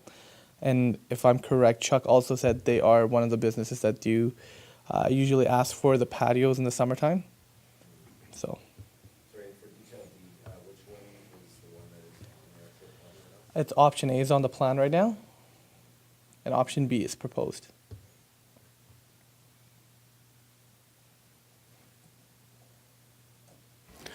Thank you, Councillor Montgomery. Any other questions? Thank you, Mustafa, very much for all your efforts in your department and coming forward in the presentation you've put on. Thank you. No problem. We do. Jennifer? Sorry, that was not why I turned my microphone on, but yes, you do. The reason I just noticed a member of the public was trying to capture some of the information on the screen, and I just wanted to inform that these are available online on our website. So just to go back to that point, they will be available tomorrow. Once it is adopted by council, we will be putting one up on the website for all the residents and everyone to see. Okay, thank you. So are we looking to rise and report with the motion then, with the different options? Yes, Your Worship. Thank you. So I'd move to come out of committee of the whole, Your Worship. Thank you. You've all heard the motion to come out of committee of the whole. All in favor? We're now in public and we're looking for a motion. I'll make the motion. Thank you, Councillor Sobel. I would move that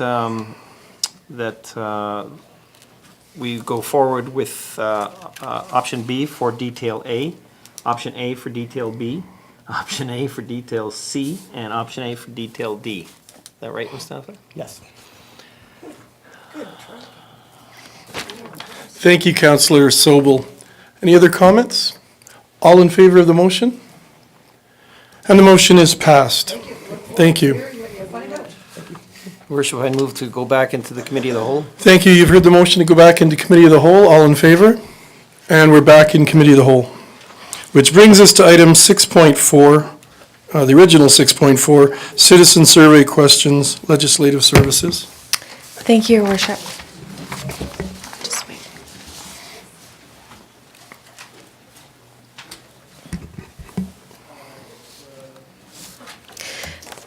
Thank you, Your Worship. In front of you, administration has provided a condensed list of citizen survey questions as requested by council at the last regular council meeting.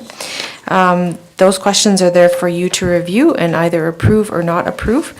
Also, tonight, council brought forward that they would like questions in regard to marijuana regulations.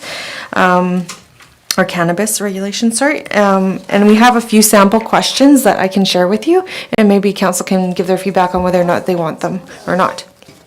So maybe first, let's start with the survey that's in front of you.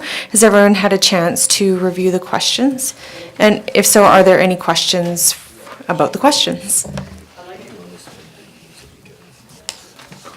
I have a question, Your Worship, on... Sorry, Councillor Sobel. I have a question on the questions, Your Worship. Actually, my question on the questions deals with the survey, and will this, you probably answered this already, but is the survey online as well?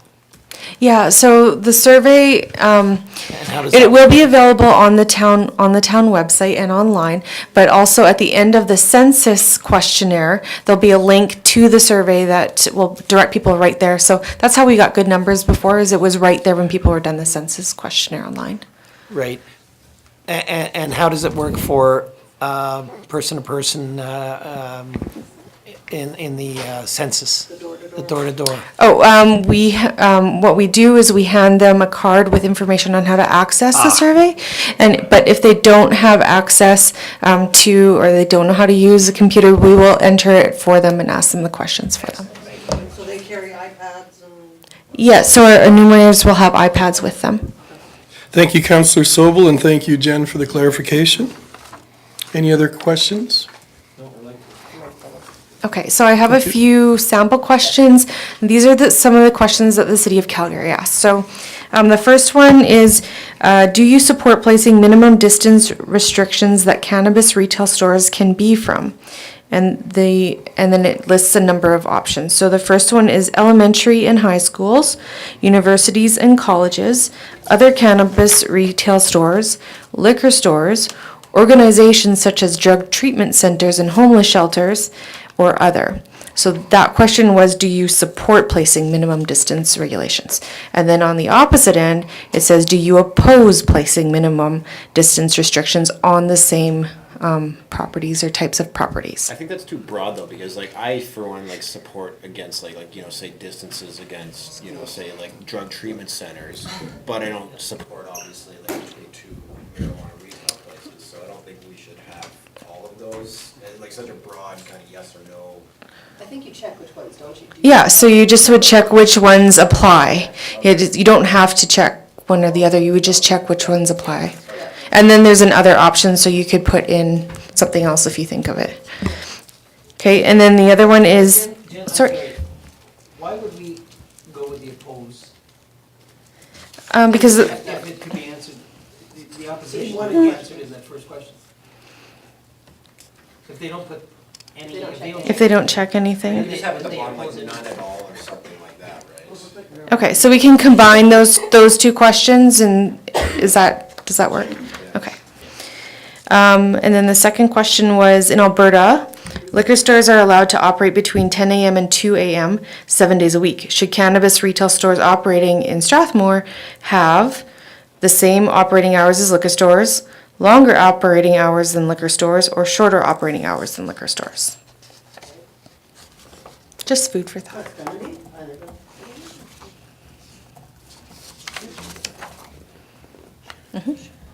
Sorry, I was just munching. Thank you for those additions and considerations. I'm not done yet, but. I thought you had the three. No. Yeah, no. If you have another one, I'll wait. Okay. Yeah. And then there's two more. So overall, Do you think the rules around public consumption of cannabis should be more like the rules for drinking alcohol in public, more like the rules for smoking or vaping tobacco in public, a combination of more restrictive rules for both drinking alcohol and smoking or vaping in public, neither, or don't know enough about the rules? And then the final question would be, please select any places you feel are acceptable for people to consume cannabis. First is in your backyard, or in their backyard, on,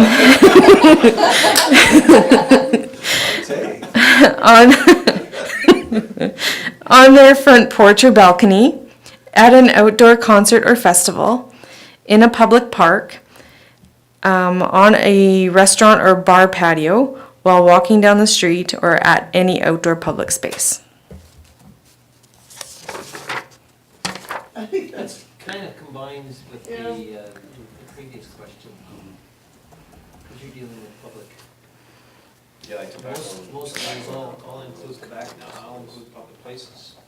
Right, except for, but there's some for, like, outside as well, right, like in your own property. Do you now or have you ever smoked or consumed marijuana? That is one of the questions they had on here, but with that in mind, we need to keep how the questions, we tried to reduce the questions to 12, we can't, my suggestion is to have a couple. Yeah, that's personal, well, Councillor Corbio? it's not, yeah. I don't actually think it's relevant either, whether someone has done it or whether they do it. It's how they want it enforced. Yes. It doesn't matter. Well, I mean, if somebody has never drank in their lives and they are against against the consumption of alcohol, do we really, do we take that as seriously as someone who's consumed alcohol and is against it or for it? I mean, that's fine if you want to put it in, but. This is council's decision. Well, yeah, I'm not gonna argue either way on this, so. Are you okay with Yes. Yes, absolutely. Yeah. Right. So there's how many, 2 questions right now for the cannabis? 4. And Councillor Sobel? and I would like to knock that down to just 2, and I'd like to see questions 1 and 3 on there. I wouldn't mind 3. I wouldn't mind seeing 3. 3 questions? Make it a 15-question survey. Okay. That's not. I like 1 and 3. 2 was what again, Jen? Was hours of operation for cannabis retailers. I don't know. Off, that's the one I'd knock off. Well, yeah, because we can do that anyway. Yeah. 4 is what?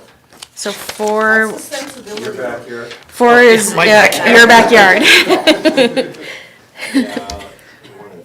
And then 3 was overall rules around public consumption. Yeah. All right. 1, 3, 4? Sure. Okay.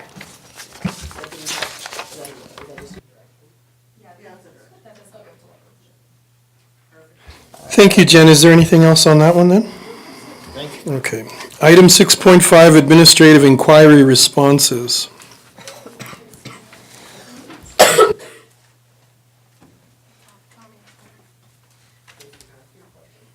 Sure.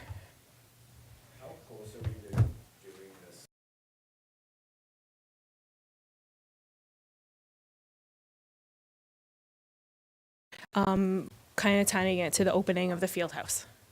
So when we launch memberships for the field house in the fall, we want to have the access pass implemented instead of just a field house pass. Yeah, that's the goal. So we need the question. I just have 2 really quick admin inquiry updates. So one is around the rec committee. There was a question about where we're at with that. So we've done a call out to the community, and we've gotten lots of great response. Right now, we're just working on setting a time that works for everyone to meet. And so we'll be reaching out to the elected or appointed council members tomorrow to see what their availability is, and we'll be setting our first meeting date, hopefully in the next couple weeks. I was under the impression they were set during the organizational meeting. Did we appoint councillors to the rec committee? Okay, so we'll add that to next week's council agenda. It wasn't done at the organizational meeting? I thought it was.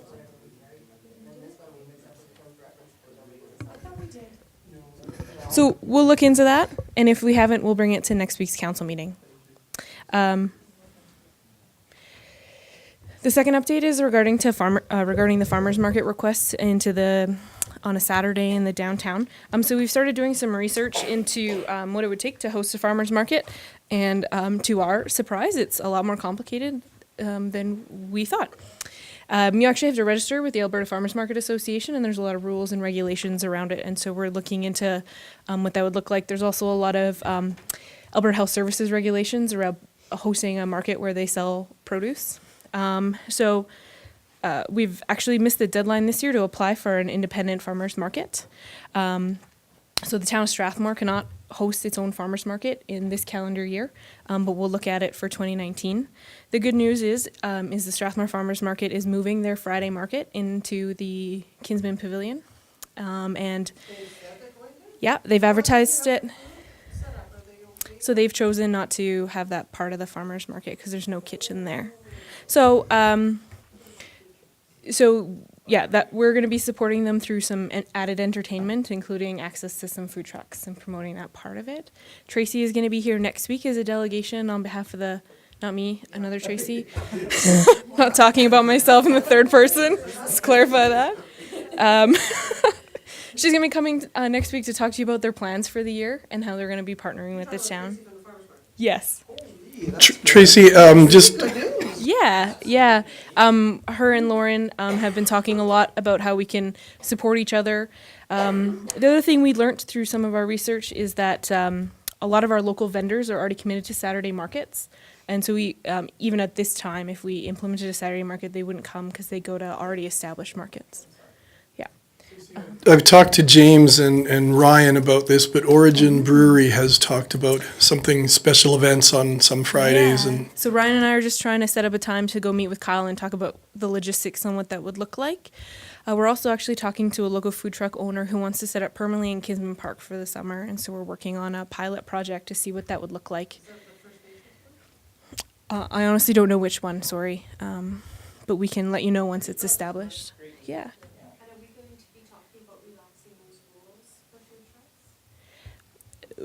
Which rules specifically? Business license rules, because currently the way it's set up is that every time they come out to Strathmore, they need to apply for a business license. But if we're gonna have multiple food trucks and really try and entice them to come out, can we talk about relaxing those rules? So to bring like a Calgary food truck out, that would be a question for Ryan. I can't tell him how to do that. Your worship, staff are actually working on that notion now, using some of our existing things. I think we'll bring it to DDRC for a discussion first, just because of the preponderance of those coming downtown, and then seeing how that discussion goes, forward that to council for additional discussions. So probably not this week's DDRC, because I think the agenda's done, but probably the next month's ones we'll be looking at some sort of either some sort of bundled business license or some sort of low cost or something. We'll figure. Yeah, that's on the docket. So those are the two admin inquiries that I had updates for, and I just wanted to give a quick update on the pool. The glass was installed yesterday. We're doing training with our staff tomorrow and Friday, and if all goes well, we'll be fully operational by Monday with maybe some tentative hours over the weekend to test it out. And we've set a tentative grand opening date of Sunday, April 29th, times TBA.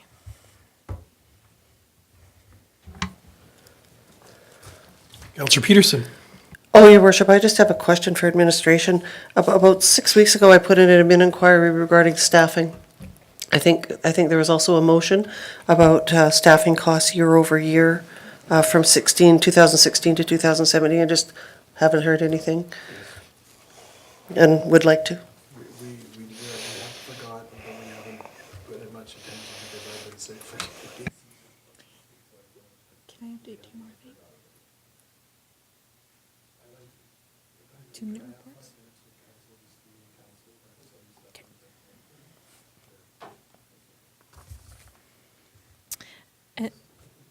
And because of the time, my department report's gonna be really, really quick. I just have 2 things to share with you, maybe 3 things.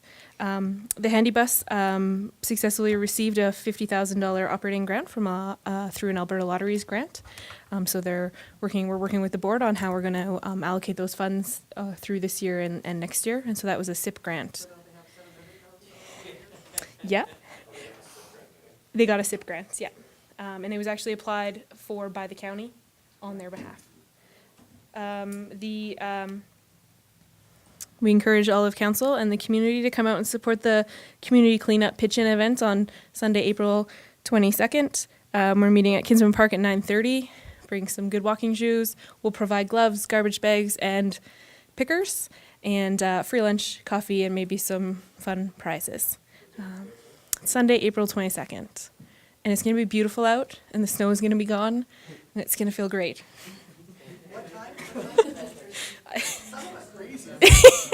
Yeah, it's Sunday at 9:30. Yeah.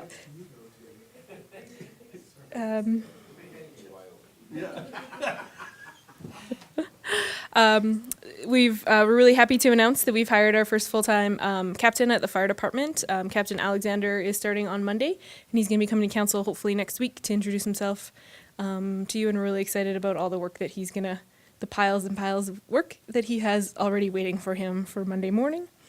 And last, but definitely not least, on Tuesday, May 8th, we're hosting our first downtown night market of the year, and we're tying it in with our emergency preparedness week. And so I have a poster for council, and you're going to start seeing advertising for this event out through our social media and newspaper sites. It's going to be a really great day. So, what day is that? It is Tuesday, May 8th.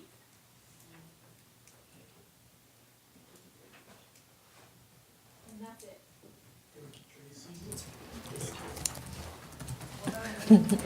Either of you? I'll do as well, in admin inquiries, we'll sneak in our department update too. We'll see if I can't, I'm just setting the watch here. That's got to be like 2 minutes, right? Yeah. Yes, we need a motion to extend the meeting. Move to come out of committee of the whole. You all heard the motion? All in favor? I'll move we extend the meeting to 10:30 PM. Thank you, you've all heard that motion, all in favor? Yeah. Thank you, Councilor Corbeil, all in favor? Back to committee of the whole, and Ryan? So I'm going to take that as an invitation to speak on my department for an hour, really emphasizing the nuances of subdivision approval. Rise and report, Brian, rise and report.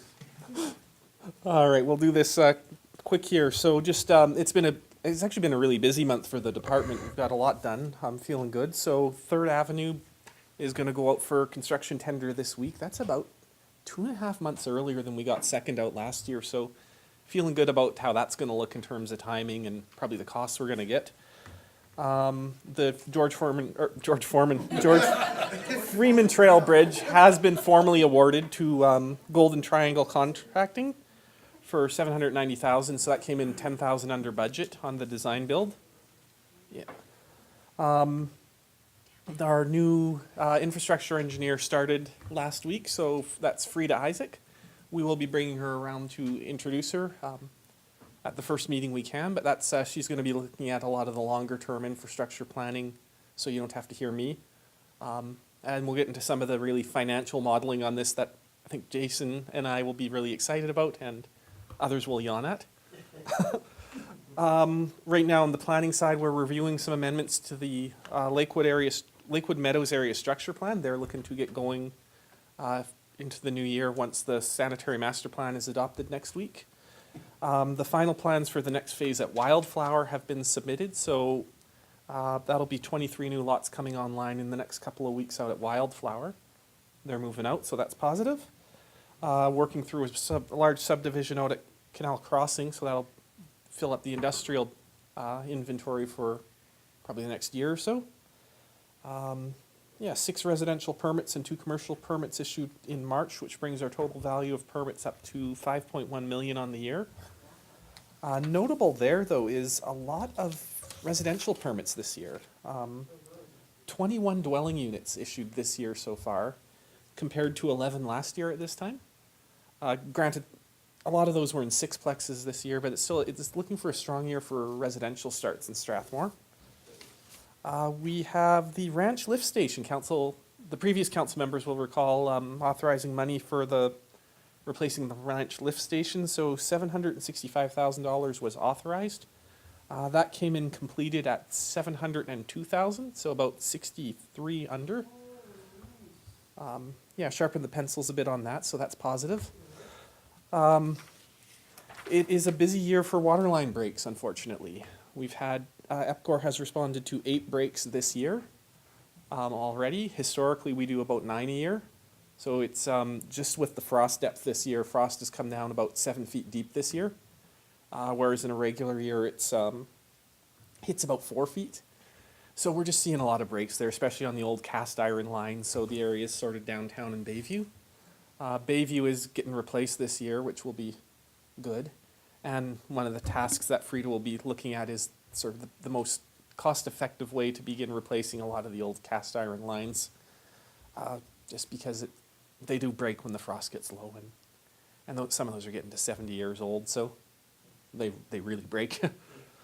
Wondering quickly here for infrastructure, we've had 2 good meetings with the Strathmore Disc Golf Club. With Craig has done that, and they're sort of looking at new course options and that, so that'll be ongoing. Working through that, got the new tractor delivered and started training on that. Snow removal. So between March 20th and March 29th, we removed 1,230 tandem loads of snow from everywhere in Strathmore, totaling 6,150 tons dumped in the snow dump. So again, I say this a lot, we all say this a lot, just can't say enough about the crews and the work they've done this year and the staff who've kind of helped folks respond to calls. Sorry to jump in here, Craig and Dave and crew really have really good work. We've even gone back to fixing areas where we've had complaints or anything. They've been very responsive, and I just real kudos to them. They busted their butts, and they've really responded. Thanks. Yeah, and now moving into pothole season. So far staff, there's a sort of a limit we can do in a cost-effective way on potholes until the asphalt plants start operating. So what the crews have been doing is they've been using milled asphalt. So we've put 6,430 kilograms worth of milled asphalt into potholes this year. Tried working that math out. I think that works out to about 125 potholes on that. It is going to be a brutal season for that. So we're working to be more proactive in terms of giving people quick ways to report potholes. So we can respond to those quickly, but the real response won't come until the asphalt plants start opening, and I really hope it stops snowing. April 22nd is going to be beautiful. There we go. One day. Then we can get some hot asphalt and really get to work on them. We've had the street sleeper is scheduled for delivery April 13th, which is great. It was originally scheduled for May 31st. It's moved up 6 weeks on that, and it's the model we wanted. So that means we can get going on street sweeping earlier than we were planned. The excitement. We've purchased 2 new enforcement vehicles. That came in $7,400 under budget. So again, better than the alternative. And we've got the dump truck and the front end loader up for APC bids. The 40-kilometer signs for the pilot project on Center Street and Cambridge Glen Drive, they'll be deployed fully by the end of the week. I think Craig already has some of those up, and that'll be done by the end of the week. And finally, the first payments from the Solarcraft lease have arrived. Their payment to secure the lease, so the $20,000 payment arrived, and they're now beginning their environmental review looking at migratory birds. So that's sort of the brief department update there. I did go a bit over, but it's been a good month. Thanks, guys. Jennifer? I just have a very, very quick report. Ledge Services rolled out the communications response protocol to the organization through a lunch and learn held last month, indicating expectations for responding back to members of the public and external parties. The social media position, our our new employee Ty started on Monday. Ty is going to be responsible for all of our social media posts and responses to members of the public, as well as responding to all citizen communication forms. So we have a dedicated person and position to respond to citizen communications within the guidelines and timelines of the communications protocol. Census will be starting next week. You should be seeing some green door hangers being distributed next week. We have a number of enumerators who will also be starting with us next week.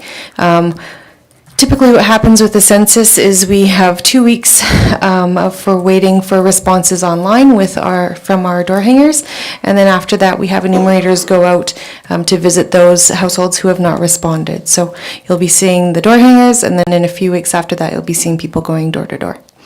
And then last but not least, administration has been trying to set up a meeting with Siksika Chief and Council.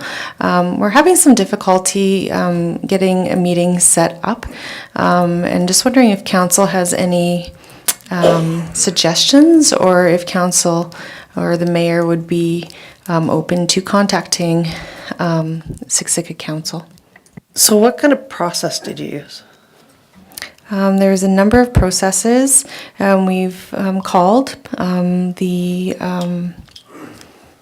the secretary to council. To the chief? Yes, and we've also sent a written letter with which we did get a response. However, the response, our Was too soon, council wasn't, yeah. So then we sent back a request via email to the secretary to see if we could set up another meeting, and we haven't received a response back. So that's just kind of where we're at. There's one more thing you can try.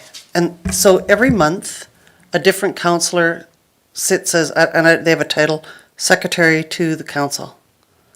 And every month it's a different counselor, and they have a different admin assistant than the chief does. So one of the ways to do that is to call the 734-5100 number and ask who is the designated counselor for the chief and council for this month or the given month, and possibly for the next month because you want to do a follow-up, and then ask and their number and contact information, and then ask for the contact information for the secretary to that person, and then contact both of them.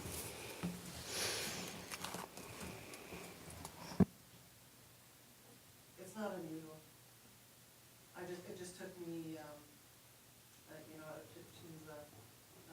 because they are an operations board, they're not just a governance board, they're also operations, so they have a lot of them. Would it help at all for mayor contact? No, not really. No, I don't think so. It's just getting to them, and they're you think about our council, you think about how busy we are, and then think about if we also were in charge of operations, because they are. And so, yeah. Do you have enough information in this? Thank you. Thanks, Councilor Peterson. Anything else, Jen? Thank you. So our next item is 6.6, council expenses, page 51. So, Your Worship, I thought we were done. We're not quite done. Okay, this is, so quick report. Council has a motion that has been tabled so that they can discuss it further in regard to reporting on council expenses. And they asked administration to look at some examples or provide some information back on how we can report those expenses. We've provided an example in the report from Municipal Affairs, and I believe all provincial ministries report their ministers' expenses this way. I've consulted with our Director of Corporate Services, and he feels that this would be a good way, as do I, for council to report their expenses. The only thing administration would suggest would be that we report quarterly on expenses instead of monthly, just because of the additional work to compile those reports, and then those reports would be posted after each quarter on our website. Thank you. Councillor Peterson. I like the idea of reporting quarterly, and I think Councillor Montgomery has some really excellent ideas too about reporting in terms of, in terms of the actual bylaw that we have, and doing some edits to that are positive. But he has some great ideas around it. And so I was just thinking that if we, one of the reasons that ministerial electees can do this kind of reporting is because they have secretaries, and we don't. So I'm wondering if our social media person could take this on, especially if we were only doing it quarterly.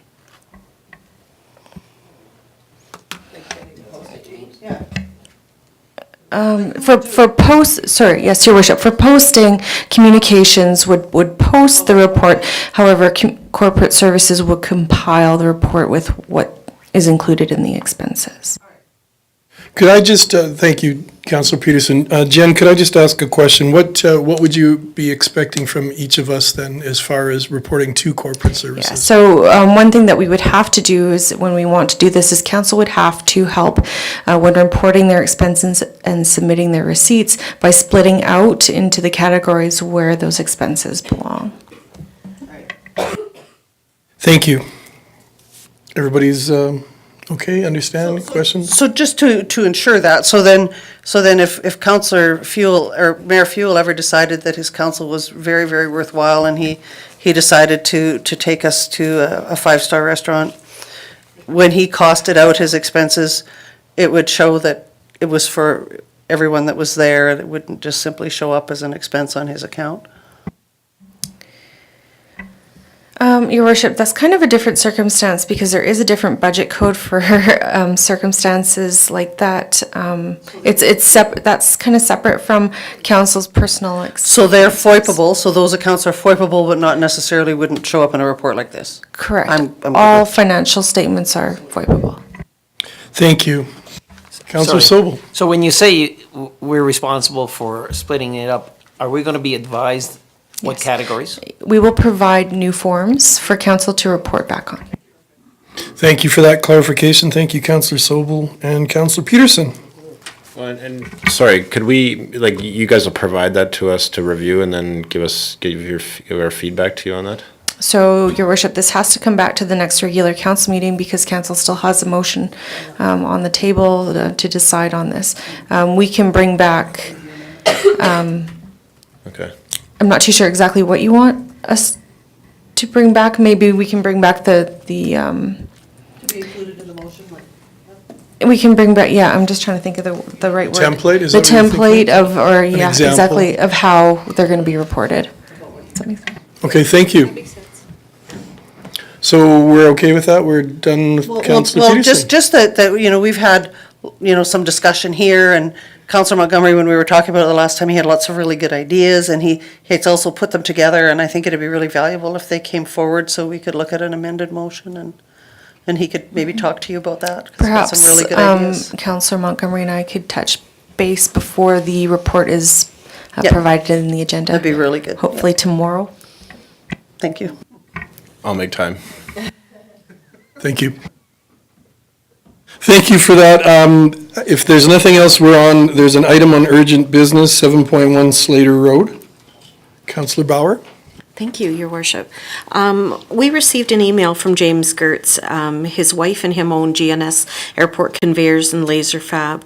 They are located on Slater Road and have approximately 55 employees between the two companies, of which the majority live in Strathmore. They have been in Strathmore for about 15 years and continue to grow. He wrote to us, and all of the councillors have, I believe, seen this email. Except I'm not sure if James was copied on that, but they have been having some laser equipment in their building, and because of the recycle yard being so busy and the traffic going down to the EPCOR, they are their laser machines and brakes are covered in dust continually, and they're cleaning them. He believes that Slater Road is one of the busiest roads in Strathmore, and believes that the gravel and dust that it creates is problematic to their business. What I'm asking is that, James, you said that this is slated to be paved in 2019. And what I would be asking council today was whether or not we could look at moving that up to this year's budget. Because I think that this is an important stakeholder within our community. I also think that we are looking at him for monies to go towards support and sponsorship, to go towards the recreational center. I think it would be a very good promotion for our town, that there are so many people that use that road, and it's been very bumpy and kind of what do you call that when you washboardish, going up all the way to the recycle yard. And that recycle yard is we're trying to get people to recycle. We're using black carts, green carts, and going into blue. And so this is my question going forward. So there's two options. One, we can put dust attenuation, which is calcium chloride. It's a little expensive and it's kind of toxic. But it is possible to do that. We can also put grindings down to keep the dust down. That's the less expensive option, and should you wish to stick to the 2019 budget. The other alternative is if you want to move something forward from 2019 into 2018. There might be some flexibility because the province has said we can spend 2019 money in MSI in 2018. It's really our money, but they're just letting us spend it in 2 fiscal years. But they do that anyway. We can certainly. James, could I ask, is there a specific road project that is slated to go this year? And can you ever switch them as far as do Slater Road this year and do the 2018 one next year? I'd have to look at which, there was which. Well, Glenwood. Glenwood is, And we already yeah. have it back. Like- Yeah, Well, so I I think wouldn't, was just I don't wondering, want to, We yeah. already have, your worship, I think part of trying to go early on and get the best prices this year is, I think every one of our projects is out for tender now. Yeah, I think so. Because Mustafa got Bayview and Glenwood out pretty recently. Yeah. Just trying to get the better Better prices with price the early point, tender. yeah. But we can look at it. We can look at the numbers, we Yeah. can look at what can be done, what the financial impact is, and bring it back to council. The only risk that we do is putting out, it tends to cost more if we put tenders out in May, because the pricing is higher. We don't get preferred pricing. It's better to put them out now or in February. We get better pricing for stuff. That said, I'm not saying don't do it. But if it's dust, I understand it. We can do some dust attenuation measures on the road. And certainly paving would be ideal, no question. So how would you like us to proceed? Would it be beneficial to have Ryan or his department contact that company and just talk about the different measures that could be taken? Well, we I think could, what I'll yeah. do probably Friday when I'm not in meetings is actually swing by there and see if the manager's in. Always worth that. Yeah, I could drop by. That's Audrey's kid's boss anyhow, so I've been meaning to meet him. Oh, is it? Yeah. Okay. And then, so we'll talk about sort of their situation, see what can be done. I'll get a quick price, see what bumping it forward would do, see if there is anything we haven't spent this year. I think I'm think- pretty sure we're gonna have to go into our capital. I think we'll have to be coming to council for new Yeah. money on this if we go that route. I don't We'll think. still, we'll price it out and we'll report We don't back. have any new MSI money. Yeah. We do not have any new MMS. But wait until next week, we might have that reversed. No, you won't. It's not gonna happen. I told you last week it's No. not gonna happen. Mel and I bet a donut, and unfortunately, Councillor Bauer, does that satisfy your Yes, your ma'am. request? So Ryan will leave that in your hands to touch base with them, and then I'm we'll. even more impressed that you're gonna go down there and actually talk to him. Thank you. Anytime I get a business complaint, I actually like to go talk to them. It's so much more humanizing on it. Yeah. Oh, yeah. Thank you for that, Ryan. So I think that's all the items for tonight. Are we any closer to the tourism commission? That was the last item on my agenda, or my update, and I didn't speak to it. So I think the ads have gone out on that? Oh, I thought I sent you the email. We'll get the ads out this week then. I think I sent it to the Friday afternoon, so, yeah, we'll get that out. I wanted to have that first meeting early May. Yeah, end of April, early May, because I have a bunch of items now. James? Yeah. Yeah, so we need to come out of committee of the whole. and I then- move to come out of committee of the whole, your worship. Thank you for that, Councillor Peterson. I move we adjourn. All in favor of coming out of committee in the whole? Committee of the whole? And then all in favor? Move we go into in camera, your worship. Okay, move to go in camera, all in favor? Oh, I jumped the gun on that. That's okay.